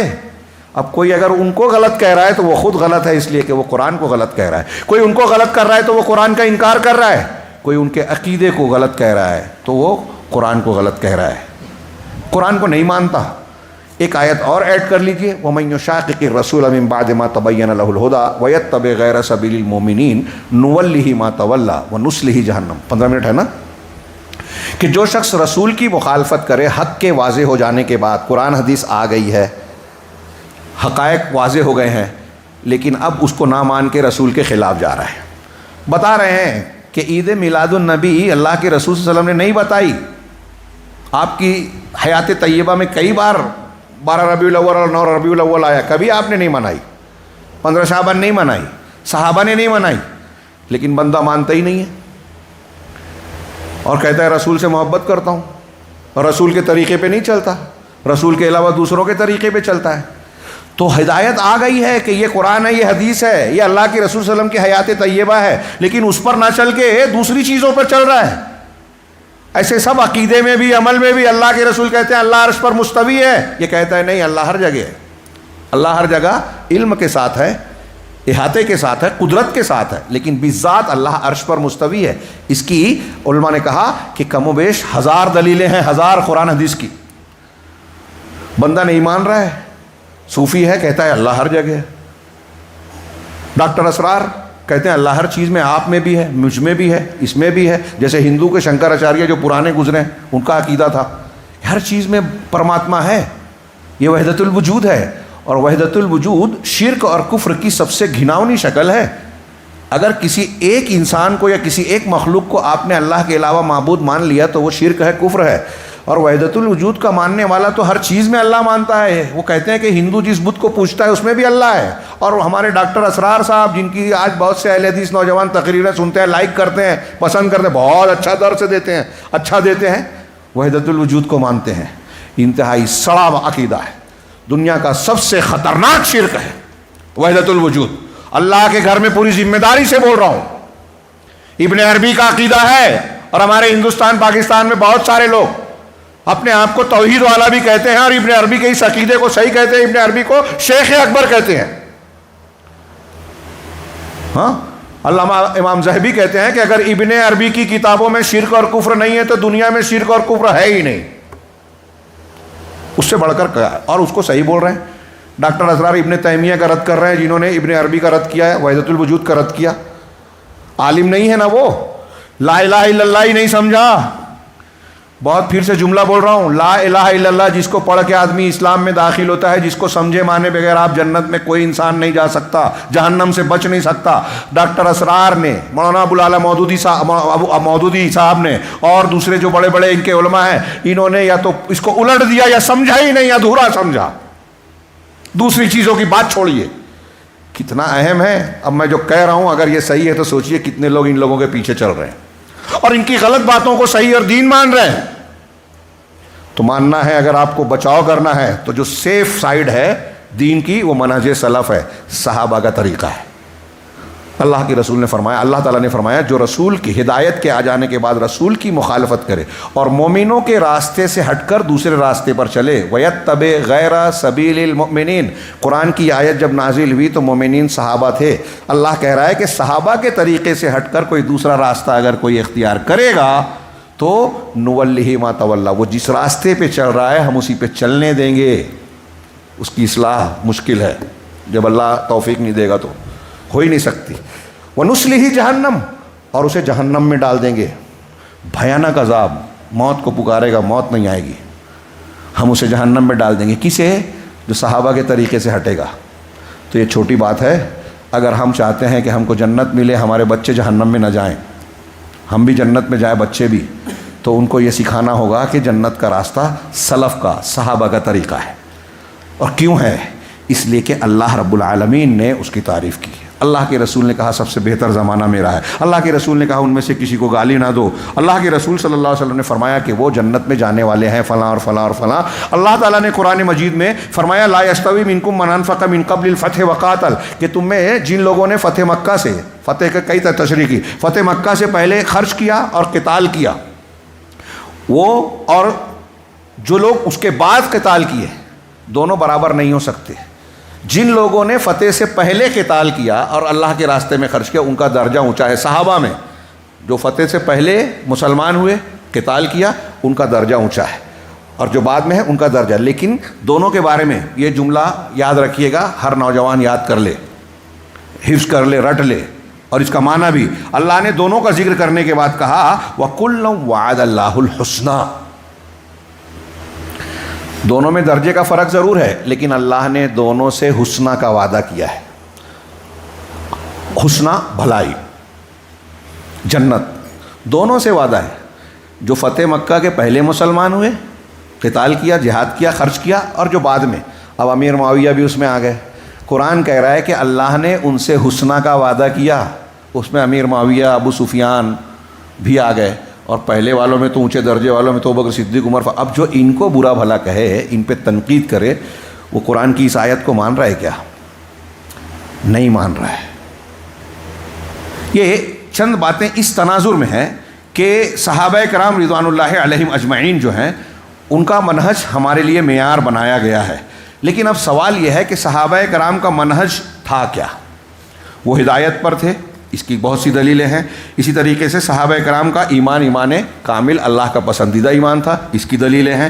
اسی طرح وہ آپس میں ایک دوسرے سے محبت کرتے تھے، اس کی دلیلیں ہیں۔ اس کی تفصیل کا موقع نہیں ہے۔ وہ اللہ رب العالمین نے ان کی تعدیل کی ہے۔ جب ہم کہتے ہیں صحابہ سب کے سب عادل ہیں، اگر کوئی راوی کو حدیث کو بیان کر رہا ہے تو ہم دیکھیں گے وہ سچا ہے کہ جھوٹا ہے، اس کا حافظہ کیسا تھا، استاد کون ہے، شاگرد کون ہے۔ لیکن اگر پتہ چل جائے کہ صحابی نے کہا ہے تو پھر اس کو جانچنے کی ضرورت نہیں۔ کیوں؟ جس کی تعدیل اللہ نے کی ہے، رسول نے کی ہے، اس کی انسان جرا نہیں کر سکتا۔ جس کو اللہ نے کہا یہ اچھا ہے، ایماندار، امانت دار ہے، اس کو ہم کہیں گے کہ بے ایمان ہے؟ اگر ہم ایسا کہتے ہیں تو ہم اللہ کی بات کا رد کر رہے ہیں۔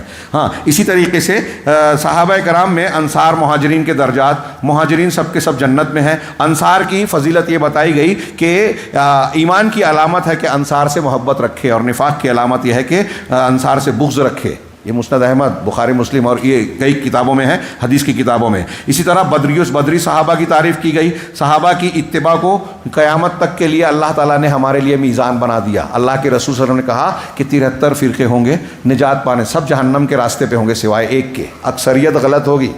ہمارے لوگ بولتے اتنے لوگ غلط ہے کیا؟ اللہ کے رسول نے کہا اتنے لوگ غلط ہیں، 72 غلط ہوں گے، ایک صحیح ہوگا جو جنت کے راستے پہ۔ کون ہوگا؟ آپ حدیث جانتے ہیں، ما انا علیہ و اصحابی، جس پر میں ہوں یعنی اللہ کے رسول، وہ سنت ہے، حدیث ہے، اس کو ماننے والے اہل سنت، اہل حدیث، اور میرے صحابہ، یہ صحابہ جماعت ہے، اہل السنہ والجماعہ۔ اس حدیث سے نکلا ہے یہ نام۔ بدعتیوں کے مقابلے میں اہل حدیث کو، اہل حق کو اہل السنہ کہا جاتا ہے، جیسے ان کو اہل بدعت کہا جاتا ہے۔ کچھ لوگوں کو اس پہ بھی اعتراض ہوتا ہے، علم ہے نہیں اور علم کی باتیں کرنا چاہتے ہیں، اس لیے ایسی عجیب باتیں کہتے ہیں۔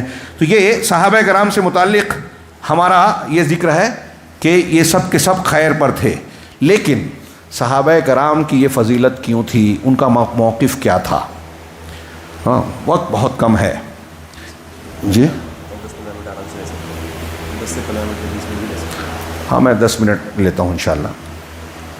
کہ پہلی چیز یہ کہ صحابہ کرام کے اندر اخلاص تھا، اللہ پر بھروسہ تھا، ہاں، اللہ کے رسول صلی اللہ علیہ وسلم کی اتباع، توکل، صبر و ثبات، ہاں، اللہ اور رسول کے حکم پر سب کچھ قربان اور نچھاور کر دینے کا جذبہ، اللہ اور رسول سے سب سے زیادہ محبت، اللہ اور رسول کی بات آ جانے کے بعد اپنے دماغ کی بات، فلاں اور فلاں کی بات سے قرآن حدیث کا معارضہ نہیں کرتے تھے کہ قرآن آ گیا، اللہ کے رسول کی حدیث آ گئی تو میری سمجھ میں نہیں آیا، ایک صحابی بھی نہیں کہے گا میری سمجھ میں نہیں آ رہا ہے۔ اتنے بڑے بزرگ تو یہ کہتے تھے، لوگ کیا کہیں گے، ہمارے یہاں یہ بڑا ایک مسئلہ آج کل چلتا ہے، لوگ ایسا کہتے ہیں، تو لوگ تو بہت کچھ کہتے ہیں.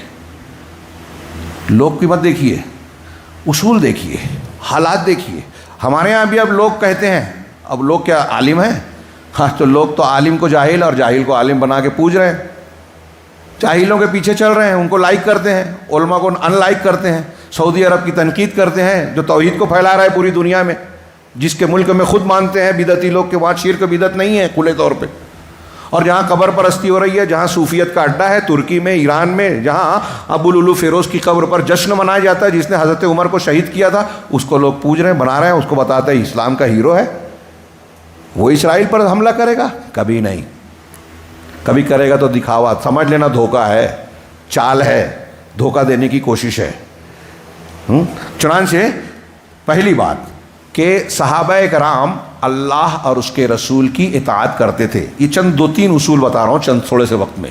صحابہ کا منہج طریقہ کیا تھا؟ اللہ اور اس کے رسول کی اطاعت کرتے تھے.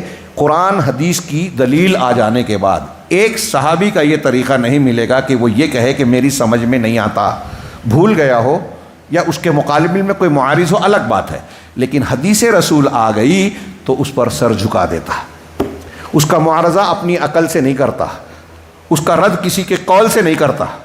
اس کی کتنی دلیلیں دے. اس بات کی دلیل میں پورے صحابہ کرام کی زندگی میں، حیات طیبہ میں آپ دلیلوں کو، مثالوں کو جمع کریں تو آپ کو موٹی کتاب تیار کرنا پڑے گی. سیدنا ابوبکر صدیق رضی اللہ تعالیٰ عنہ کو دیکھیے، ہاں، کہ وہ کہتے ہیں کہ جب ان سے کہا گیا کہ حضرت اسامہ رضی اللہ تعالیٰ عنہ کا جو لشکر بنایا تھا حضرت اللہ کے رسول اللہ نے اور بھیجا تھا، وہ کچھ دور جا کے پڑاؤ ڈالا، اللہ کے رسول اللہ کی وفات ہو گئی، تو وہیں رکا ہوا تھا. ان کے آپ کی وفات کے بعد لوگوں نے کہا، ابوبکر صدیق خلیفہ بن گئے تو لوگوں نے کہا کہ جیش اسامہ کو واپس بلا لو، حضرت اسامہ رضی اللہ تعالیٰ عنہ کا لشکر مت بھیجو، کیونکہ مدینہ خالی ہو جائے گا، مسئلہ ہو جائے گا، نئے نئے لوگ سر اٹھا رہے ہیں، مرتدین، زکوٰۃ کو نہ دینے والے، جھوٹے نبی کے جھوٹی نبوت کا دعویٰ کرنے والا مسیلمہ کذاب. تو حضرت ابوبکر صدیق نے کیا کہا تھا کہ اللہ کی قسم، مجھے اگر مدینہ میں رہتے ہوئے بھیڑیوں اور کتوں نے نوچ بھی لیا تو اس لشکر کو میں روک نہیں سکتا جس کو اللہ کے رسول صلی اللہ علیہ وسلم نے تیار کیا تھا. اس لشکر کو میں نہیں روک سکتا. اللہ کے نبی صلی اللہ علیہ وسلم کی حدیث بیان کی ایک صحابی نے، عمران بن حسین نے، کہ حیا صرف خیر لاتی ہے، حیا ایمان کا حصہ ہے. مجلس میں ایک آدمی نے کہا کہ صحیح بات ہے، بعض حکماء نے بھی یہ کہا. وہ غصے سے لال ہو گئے. ہاں، میں اللہ کے رسول صلی اللہ علیہ وسلم کی حدیث پیش کر رہا ہوں اور دوسرے کا قول پیش کر رہا ہے. اس لائق ہے کہ تجھ کو جیل میں ڈال کے کوڑے مارے جائیں. نبی کی بات آنے کے بعد کسی اور کی تائید میں بھی بات کی ضرورت نہیں ہے. ہمارے یہاں لوگ اتنی جرأت کرتے ہیں، یہ صحابہ کا طریقہ ہے. اور آپ کسی مقلد سے، کسی صوفی سے حدیث پیش کرو تو کہتا ہے کہ نہیں ٹھیک ہے حدیث تو ہے لیکن میں میرے عالم سے پوچھوں گا، میرے مولوی صاحب اس کو مانتے کہ نہیں مانتے. ہاں، مولوی بولے گا تو حدیث مانو گے؟ نہیں، ہمارا معیار یہ ہونا چاہیے کہ حدیث بولے گی تو مولوی کو مانیں گے. حدیث کے مطابق مولوی ہے تو مولوی چلے گا، نہیں تو نہیں چلنا چاہیے، کتنا بھی بڑا ہو، کتنے لوگ بھی لائک کرتے ہوں. یہ صحابہ کا طریقہ ہے کہ اللہ اور رسول کی بات آ جائے تو پھر اس کا معارضہ کسی سے نہیں کرنا. یہ میں نے 1-2 چھوٹی مثالیں دی، آپ بہت سی مثالیں جانتے. عقیدہ ایک دوسری، کہ عقیدہ صحابہ کرام ایمان اور عقیدے کو بنیاد مانتے تھے اور اس سلسلے میں کبھی کوئی نرمی مداہنت نہیں برتتے تھے.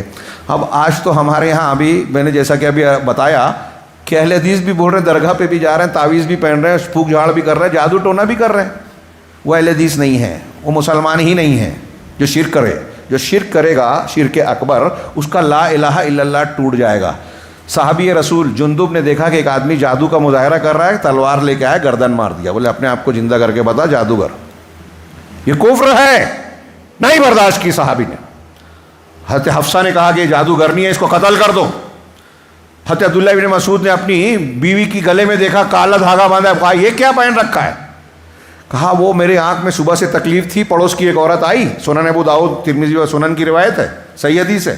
کہا وہ پڑوس کی یہودن عورت آئی اور اس نے یہ پہنا دیا، تو جب سے میں نے یہ دھاگا پہنا ہے تب سے آرام ہے. نوٹ کیجئے، عورتوں کو بتائیے.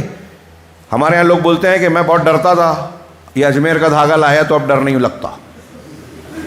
ایسا ہوتا تھا وہاں سے آیا تو ایسا ہو گیا. ہو سکتا ہے ہو، ایسا محسوس ہوتا ہے، ہوتا نہیں ہے. بھائی ایک آدمی کو دل میں ڈر لگ رہا ہے، میں اندھیرے میں جاتا ہوں تو میں ڈر جاتا ہوں. کچھ لوگ ایسے ہوتے ہیں نا، اندھیرے میں اکیلے میں ڈر جاتے ہیں. تو یہ ڈر کہاں سے آتا ہے؟ دل میں ہے نا ہمارے. میں اندھیرے میں یا اکیلے میں ڈر رہا ہوں تو کہاں سے آیا یہ ڈر؟ میرے اپنے دل میں ہے نا وہ ڈر. اب میں نے آئے میرے پاس اور میں نے کہا کہ یہ تعویذ رکھو، گلے میں لگا لینا، ہاتھ میں باندھ لینا، کمر پہ پہن لینا، جیب میں ڈال لینا، کوئی چیز تم کو نقصان نہیں پہنچائے گی. اب میں نے پہن لیا، اس کے بعد میں اکیلے میں گیا، اندھیرے میں گیا، مجھے ڈر لگا کہ ارے میں اندھیرے میں. لیکن پھر اس کے بعد دماغ میں آیا کہ ارے میرے پاس مولوی صاحب کی تعویذ ہے نا، بچ جاؤں گا. تو اس سے اطمینان مل گیا. کہتا ہے کہ جب سے پہنا ہوں آرام لگ رہا ہے. اس تعویذ نے کچھ نہیں کیا، بس آپ کا سائیکالوجیکل چکر ہے کہ آپ ہی کے دل میں ڈر پیدا ہوا، آپ ہی کے دل میں ڈر نکل گیا. اگر میں یہ بول دوں کہ بندر بندر بولنا تو تمہارا ڈر چلا جائے گا تو اس سے بھی اچھے ہو جاؤ گے. علامہ ابن تیمیہ سے کچھ لوگوں نے آگے کہا کہ ارے آپ کہتے ہیں کہ مزار پہ کچھ نہیں ہوتا، ہمارے گھوڑے بیمار ہوتے ہیں تو پیٹ میں تکلیف ہوتی ہے تو ہم ان کو نصیری، جو حضرت علی کو اللہ مانتے تھے کہ اللہ ان کے اندر آ گیا، نصیریوں کا قبرستان تھا، کہا وہاں لے جاتے ہیں ہمارا گھوڑا اچھا ہو جاتا ہے. علامہ ابن تیمیہ نے کہا کہ کیا ایسا ہوتا ہے کہ جب تم وہاں لے جاتے ہو تو گھوڑے بدکتے ہیں، بھاگنے کی کوشش کرتے ہیں، تم زبردستی روکتے ہو؟ کہا ہاں ہاں ایسا ہوتا ہے. کہا وہ پھر پاخانہ ہوتا ہے ان کو؟ کہا ہاں. تو کہا اللہ کے رسول صلی اللہ علیہ وسلم کی حدیث ہے کہ جب قبر میں مردے کو عذاب ہوتا ہے تو وہ چیختے چلاتے ہیں، اس کی چیخ و پکار کو جن اور انسانوں کے علاوہ سارے لوگ سنتے ہیں. تو آپ کا گھوڑا سنتا ہوگا، ان کو عذاب ہوتا ہوگا، گھوڑا سنتا ہے، بھاگتا ہے، ڈرتا ہے، آپ لے جانے نہیں دیتے تو ڈر کے مارے اس کو پاخانہ ہوتا ہے تو پیٹ ٹھیک ہو جاتا ہے، آپ کو لگتا ہے قبر پہ آنے سے فائدہ ہوا. آپ کی بھی شادی ہو گئی، 3 سال تک آپ دوڑ رہے ہیں دواخانے میں، ادھر ادھر، بچہ پیدا نہیں ہو رہا ہے. بیوی بھی ٹھیک ہے، آپ بھی ٹھیک ہیں، بچہ نہیں ہو رہا ہے. کسی نے کہا کہ فلاں مزار پہ چلے جاؤ. اب حمل ٹھہر گیا آپ کی بچی کو، آپ کی بیوی کو، تو شیطان کو پتہ ہے کہ اس کو حمل ٹھہر چکا ہے، تو وہ آگے بولتا ہے کہ اجمیر چل. ٹھہرنے کے بعد اجمیر لے جاتا ہے، اور وہاں سے آنے کے بعد رپورٹ میں جب پازیٹیو آتا ہے کہتا ہے دیکھو اجمیر گیا تو بچہ مل رہا ہے. یہ میں سائیکالوجیکل پوائنٹ بتاؤں. حضرت عبداللہ ابن مسعود نے اپنی بیوی کے، یہ صحابی کا موقف دیکھیے، گلے سے دھاگا کاٹا ہاں اور کہا کہ آل ابو عبد الرحمن، میرا گھرانہ شرک سے پاک ہے، ہاں میں شرک نہیں کر سکتا، میرے گھر میں شرک برداشت نہیں کر سکتا. یہ شیطان تھا جو تمہاری آنکھ میں کچوکے لگا رہا تھا. جب یہودی عورت نے تم کو یہ دھاگا دیا اور تم نے پہنا تو شیطان نے تکلیف دینا بند کر دیا. تم کو ایسا لگتا ہے کہ اس دھاگے سے فائدہ ہوا. شیطان تکلیف دے رہا ہے، آپ شرک کے اڈے پہ مندر پہ چلے جاؤ، اچھے ہو جائیں گے، کیونکہ شیطان تکلیف دینا بند کر دے گا، کیونکہ شیطان چاہتا ہے کہ آپ شرک کرو. آپ کو جب گمراہ کر دیا تو شیطان کا کام پورا ہو گیا. اس سے فائدہ نہیں ہوا آپ کی تعویذ سے، مندر سے اور پوجا سے. شفا دینے والا، نفع نقصان کا مالک صرف اللہ ہے. تو صحابہ کرام توحید میں انتہائی سخت تھے، کبھی شرک کو، ہلکے سے شرک کو برداشت نہیں. کسی کے ہاتھ میں دیکھا تعویذ پہنی ہے، حضرت حذیفہ نے اس کا دھاگا کاٹا اور قرآن کی آیت پڑھی وَمَا يُؤْمِنُ أَكْثَرُهُم بِاللَّهِ إِلَّا وَهُم مُشْرِكُونَ، کہ اکثر لوگ اللہ پر ایمان رکھنے کے باوجود شرک کرتے ہیں. یہ شرک اکبر کے بارے میں ہے، شرک اصغر کے بارے میں پڑھی. عقیدہ دین ہم کہاں سے لیں گے؟ حضرت عمر فاروق رضی اللہ تعالیٰ عنہ. صحابہ کا طریقہ بتا رہا ہوں اور دیکھیے کہ کیا ہم یہ مانتے ہیں صحابہ کے طریقے پہ ہیں. گنڈا تعویذ اگر ہم پہن رہے ہیں صحابہ کے طریقے پہ نہیں ہے، شرک کر رہے ہیں، مزار پہ جا رہے ہیں، ان سے استمداد کر رہے ہیں، ان کو وسیلہ لگا کے مانگ رہے ہیں، یہ صحابہ کا عقیدہ نہیں ہے، شرک ہے، شرکیہ طریقہ ہے، کفار مکہ کا طریقہ ہے، گمراہوں کا طریقہ ہے. پڑھیے صحابہ کرام کا. اللہ تعالیٰ کہہ رہا ہے کہ اللہ ویسے ایمان لانا ہے جیسے صحابہ لائے. تو صحابہ مزارات پہ جاتے اس طرح استمداد اور استغاثہ کرتے تھے؟ نہیں کرتے تھے. تعزیہ بنا کے یا حسین کہتے تھے؟ نہیں کہتے تھے. ہاں وہ تو خود اللہ سے دعا کرتے تھے. اور صحابہ کرام اولیاء کے درجے سے بہت اونچے تھے، وہ اللہ سے مانگتے تھے. ہم کو بھی اللہ سے مانگنا ہے. وہ عقیدہ وہی اختیار کرتے تھے، بابرکت اسی کو مانتے تھے جو اللہ اور رسول نے بابرکت بنایا. کسی بھی شہر کو شریف نہیں بولتے تھے کہ یہ کلیئر شریف ہے، یہ میرٹھ شریف ہے. وہ مکہ شریف اور مدینہ شریف اللہ اور رسول نے بنایا، اسی کو کہتے تھے اللہ اور رسول. حضرت عمر فاروق، بخاری کی حدیث ہے، آپ نے بہت بار سنی ہوگی، حجر اسود کو بوسہ دینے گئے. حجر اسود کو بوسہ دینے گئے تو اس کو خطاب کر کے کہا، بہت بڑا اصول ہے یہ اہل سنت کا، یا حجر. حضرت عمر فاروق رضی اللہ عنہ کہہ رہے ہیں، صحیح بخاری میں ہے، یا حجر انی اعلم انک حجر، اے پتھر میں جانتا ہوں کہ تو ایک پتھر ہے، لا تضر ولا تنفع، تو نہ نقصان پہنچا سکتا ہے نہ نفع، ولولا انی رأیت رسول اللہ صلی اللہ علیہ وسلم یقبلک ما قبلتک، اگر میں نے اللہ کے رسول صلی اللہ علیہ وسلم کو تجھے بوسہ دیتے نہیں دیکھا ہوتا تو میں تجھے کبھی بوسہ نہیں لیتا، میں اس لیے چوم رہا ہوں کہ رسول اللہ صلی اللہ علیہ وسلم نے چوما۔ اب حجر اسود کو رسول نے چوما اس لیے ہم چومتے ہیں، مقام ابراہیم کو آپ نے نہیں چوما، تو جو لوگ چومتے ہیں وہ نبی کے طریقے سے، صحابہ کے طریقے سے ہٹے ہوئے ہیں۔ جو لوگ کسی اور پتھر کو، کسی مزار کو چومتے ہیں، ہاں، نالین شریفین کی تصویر کو چومتے ہیں، کسی پیر کے ہاتھ کو چومتے ہیں، پیشانی کو، پیر کو چومتے ہیں، چوم رہے ہیں، آج کلپ آ رہی ہے، سجدہ کر رہے ہیں، شرک کر رہے ہیں وہ صحابہ کرام۔ دیکھیے حجر اسود کو میں اس لیے چوم رہا ہوں کہ اللہ کے رسول کو دیکھا، اس کا مطلب جہاں نہیں دیکھا ہے، جہاں اللہ کے رسول نے نہیں بتایا نہیں کریں گے، یہ ہے صحابہ کا منہج۔ ہم اسی چیز کو مقدس مانیں جو اللہ اور رسول نے مقدس بنائی ہے، متبرک مانیں جو اللہ اور رسول نے متبرک بنائی ہے، اور اس کے ساتھ جس کے ساتھ جیسا عمل بتایا ہے ویسا ہی اتنا ہی کریں گے، اس سے زیادہ کیا تو بھی گمراہ، نہیں مانا جو ثابت ہے نہیں مانا تو بھی گمراہ۔ غیب سے متعلق اہل سنت والجماعت یا صحابہ کا طریقہ یہ تھا کہ اللہ اور رسول نے جو کہہ دیا ہم نے مان لیا، اللہ نے اپنے نام بتائے، اسماء و صفات بتائے، جیسے بتائے ہم مانتے ہیں، یہ نہیں کہتے کہ ارے یہ عقل میں نہیں آتی، یہ فلاں چیز نہیں آتی، جو نہیں معلوم ہے اس میں اپنی عقل سے بولنے کی ضرورت نہیں ہے۔ حضرت بکر صدیق سے کسی نے آ کے پوچھا، وفا کہتا ہوں وہ ابا، قرآن نے کہا کہ ہم نے میوہ بھی دیا ابا بھی دیا، تو ابا کا کیا مطلب ہے؟ ایک سبزی کو کہتے ہیں۔ حضرت ابو بکر صدیق کو معلوم نہیں تھا تو ان کا جملہ لکھنے کے لائق ہے، تفسیر کا اصول بیان کرتا ہے، وہ کہتے ہیں ایو سماء تذلنی و ایو ارض تقلنی اذا قلت فی کلام اللہ ما لا اعلم، کہ کون سا آسمان مجھے سایہ دے گا، کون سی زمین پناہ دے گی اگر میں اللہ کے کلام کے بارے میں وہ بات کہوں جو میں نہیں جانتا۔ ابو بکر صدیق ایک لفظ کا معنی نہیں جان رہے ہیں تو کہہ رہے ہیں مجھے نہیں معلوم ہے تو میں نہیں بول سکتا، ورنہ بچوں گا نہیں، نہ زمین میں مجھ کو ٹھکانہ ملے گا نہ آسمان میں بچ پاؤں گا۔ ایک لفظ نہیں معلوم ہے۔ آج قرآن کے معنی اور مفہوم کو ہمارے یہاں جاہل لوگ جو ابھی عالم بھی نہیں ہیں، سمجھتے بھی نہیں ہیں، عربی بھی نہیں جانتے، ہاں، کوئی انجینئر ہے، کوئی ڈاکٹر ہے، اس کی لال ڈائری پڑھ لیا اور قرآن کی تشریح کرنے بیٹھ گیا، غلط سلط تشریح کر رہے ہیں، غلط عقیدہ بتا رہے ہیں۔ کتنی بے باکی ہے، یہ صحابہ کے طریقے پہ نہیں ہے۔ حضرت ابن مسعود کہتے ہیں کہ جب کوئی مجھ سے حلال حرام پوچھتا ہے تو میرے رونگٹے کھڑے ہو جاتے ہیں کہ اگر میں نے غلط بتایا تو اللہ کے یہاں جواب دینا پڑے گا۔ کہ آج ہمارے یہاں چلا مار کے آدمی آتا ہے، اس سے کوئی سوال کر لے تو سمجھتا ہے کہ میں جواب نہیں دوں گا تو بے عزتی ہو جائے گی، کچھ بھی الٹا سیدھا جواب دیا جائے۔ یہ میں ایک جماعت پہ طنز کے لیے نہیں بول رہا ہوں، یہ ایک حقیقت بتا رہا ہوں کہ لمبا کرتا لمبی داڑھی ہے، اب کسی نے سوال کر لیا نہیں معلوم ہے تو بولنے سے ڈرتا ہے کہ مجھے نہیں معلوم۔ صحابہ، تابعین، طب تابعین، امام مالک، امام شافعی، امام عبداللہ، نہیں معلوم ہے تو بولو مجھے نہیں معلوم۔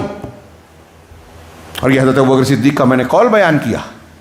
اب ایک یہ جو میں نے بتایا کہ اللہ اور اس کے رسول کی بات کو آ جانے کے بعد کسی کے قول سے، دماغ سے، عقل سے معارضہ نہیں کرتے تھے۔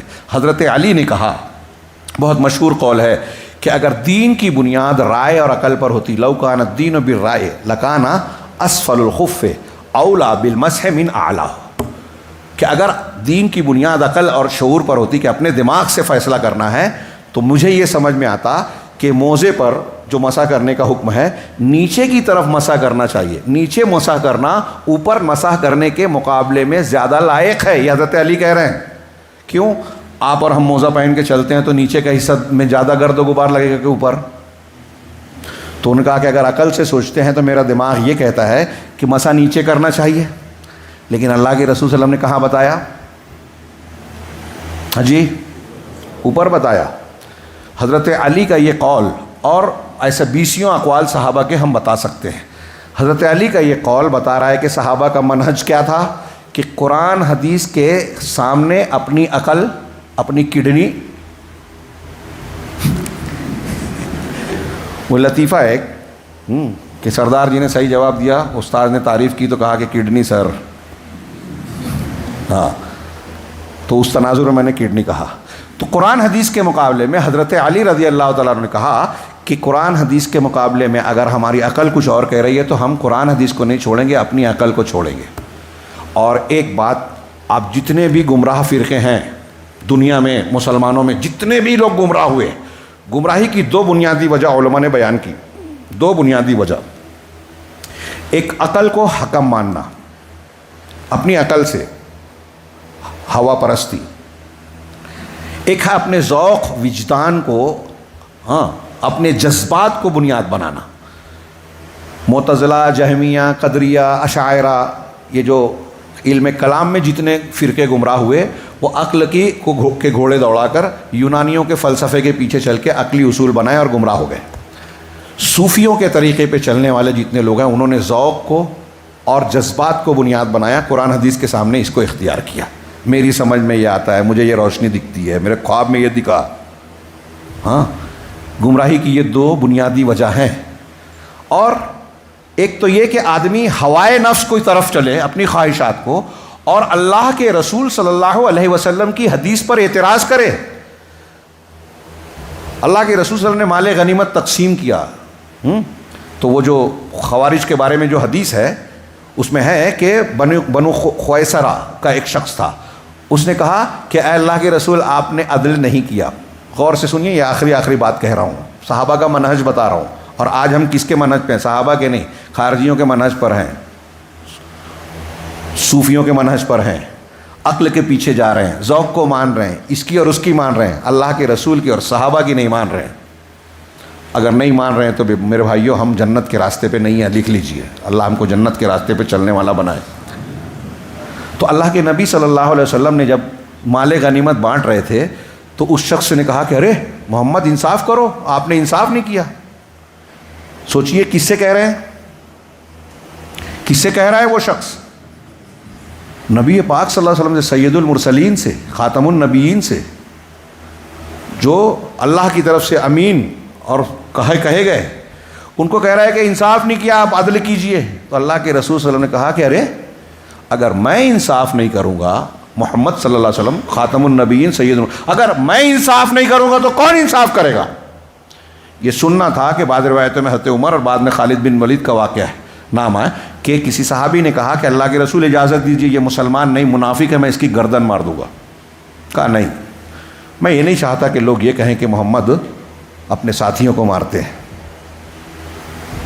یعنی اسلام کے بدنام ہونے والا راستہ بند کیا جائے۔ آج ہمارا نوجوان ایسا کام کرتا ہے کہ اسلام بدنام ہوتا ہے، میڈیا چینل والے بہت کچھ چیختے چلاتے ہیں۔ خیر، تو جب وہ جانے لگے تو اللہ کے رسول نے کہا کہ اس کی نسل سے ایسے لوگ نکلیں گے جو اسلام سے نکل جائیں گے، قرآن پڑھیں گے لیکن مسلمان نہیں رہیں گے، وہ جو خارجیوں کی علامتیں بیان کی۔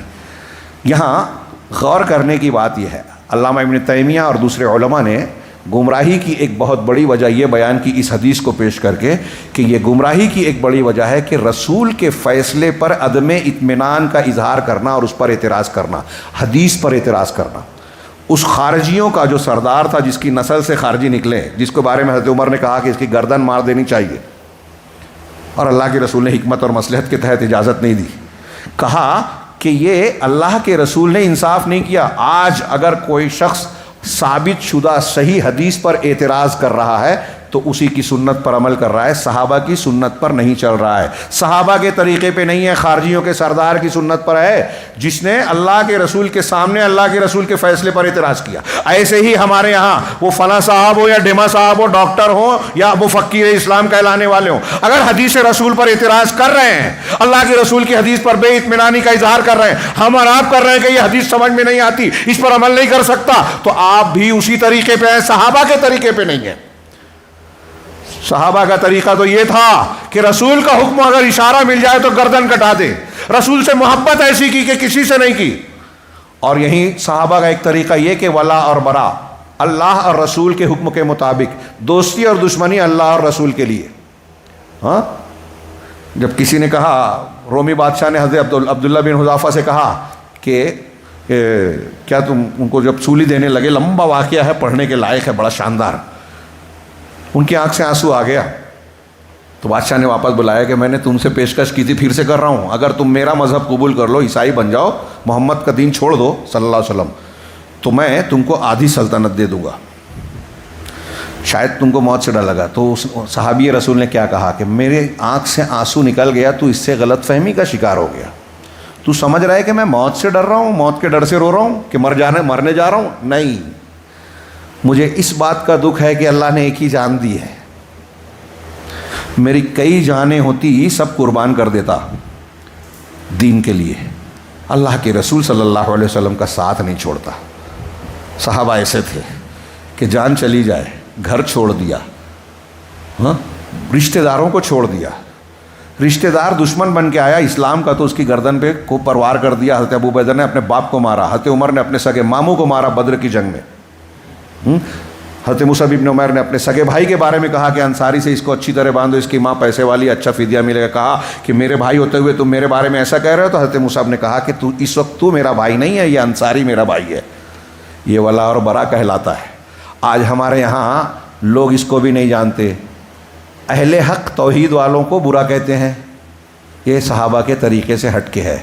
رافضیوں کی تائید کرتے ہیں، بدعتیوں کی تائید کرتے ہیں، تحریکیوں کی تعریف کرتے ہیں، صوفیوں کی تائید کرتے ہیں، یہودیوں کے ایجنٹ کا ساتھ دیتے ہیں، سعودی عرب اہل حق اہل حدیث کی مخالفت کرتے ہیں۔ یہ ولا اور برا کے اصول کے خلاف ہے، صحابہ کے طریقے کے خلاف ہے، قرآن و حدیث کی تعلیم کے خلاف ہے۔ جو ہمارا توحید والا آدمی ہوگا اس سے ہم کو دوستی ہونا چاہیے، یہ ایمان کی نشانی ہے۔ یہ صحابہ کا طریقہ ہے، ولا اور برا، دشمنی اللہ کے لیے، دوستی اللہ کے لیے۔ اب جب آپ نے توحید ہی کو نہیں سمجھا ہے، اسلام کو ہی نہیں سمجھا ہے، تو آپ اسلام کے دوستوں اور دشمنوں کو بھی نہیں پہچانتے۔ نتیجہ یہ نکلا کہ آج بہت سارے لوگ اپنے آپ کو مسلمان، اسلام پسند، اسلام کی حکومت قائم کرنے والا بولتے ہیں، اور ان سے نفرت کرتے ہیں جو اصلی اسلام والے ہیں، ان کی موافقت کرتے ہیں جو بدعتی ہیں، خرافاتی ہیں، صحابہ کو گالی دینے والے۔ یہ ہو رہا ہے۔ ایک اصول اور بیان کر دوں کہ صحابہ کرام کا منہج یہ تھا کہ اگر آپس میں اختلاف ہو، کئی اصول ہیں لیکن وقت کافی زیادہ ہو گیا ہے، یہ ایک اصول کہ اگر آپس میں اختلاف ہو گیا دین کے معاملے میں، شریعت کے معاملے میں، تو اس میں ان کا منہج کیا تھا، طریقہ کیا تھا، اور ہمارا طریقہ کیا ہے۔ ہمارے یہاں آج کل لوگ بولتے ہیں اختلاف، ارے کوئی بات نہیں، یہ کرو کہ مت کرو، بدعت کرو کہ مت کرو، فاتحہ پڑھو کہ مت پڑھو، میلاد پڑھو کہ مت پڑھو، سب ایک ہو جاؤ۔ وہ بھی دین پہ عمل کر رہے ہیں، وہ بھی آپ کسی کے پھٹے میں کیوں ٹانگ ڈالتے ہو؟ سب اپنے اپنے حساب سے دین پر عمل کر رہے ہیں نا۔ کیا اللہ کے رسول صلی اللہ علیہ وسلم نے یہی کہا کہ سب اپنے اپنے حساب سے کریں گے، کرنے دینا؟ نہیں، اللہ کے رسول صلی اللہ علیہ وسلم نے فرمایا کہ 72 میں سے ایک طریقہ نجات پانے والا ہے۔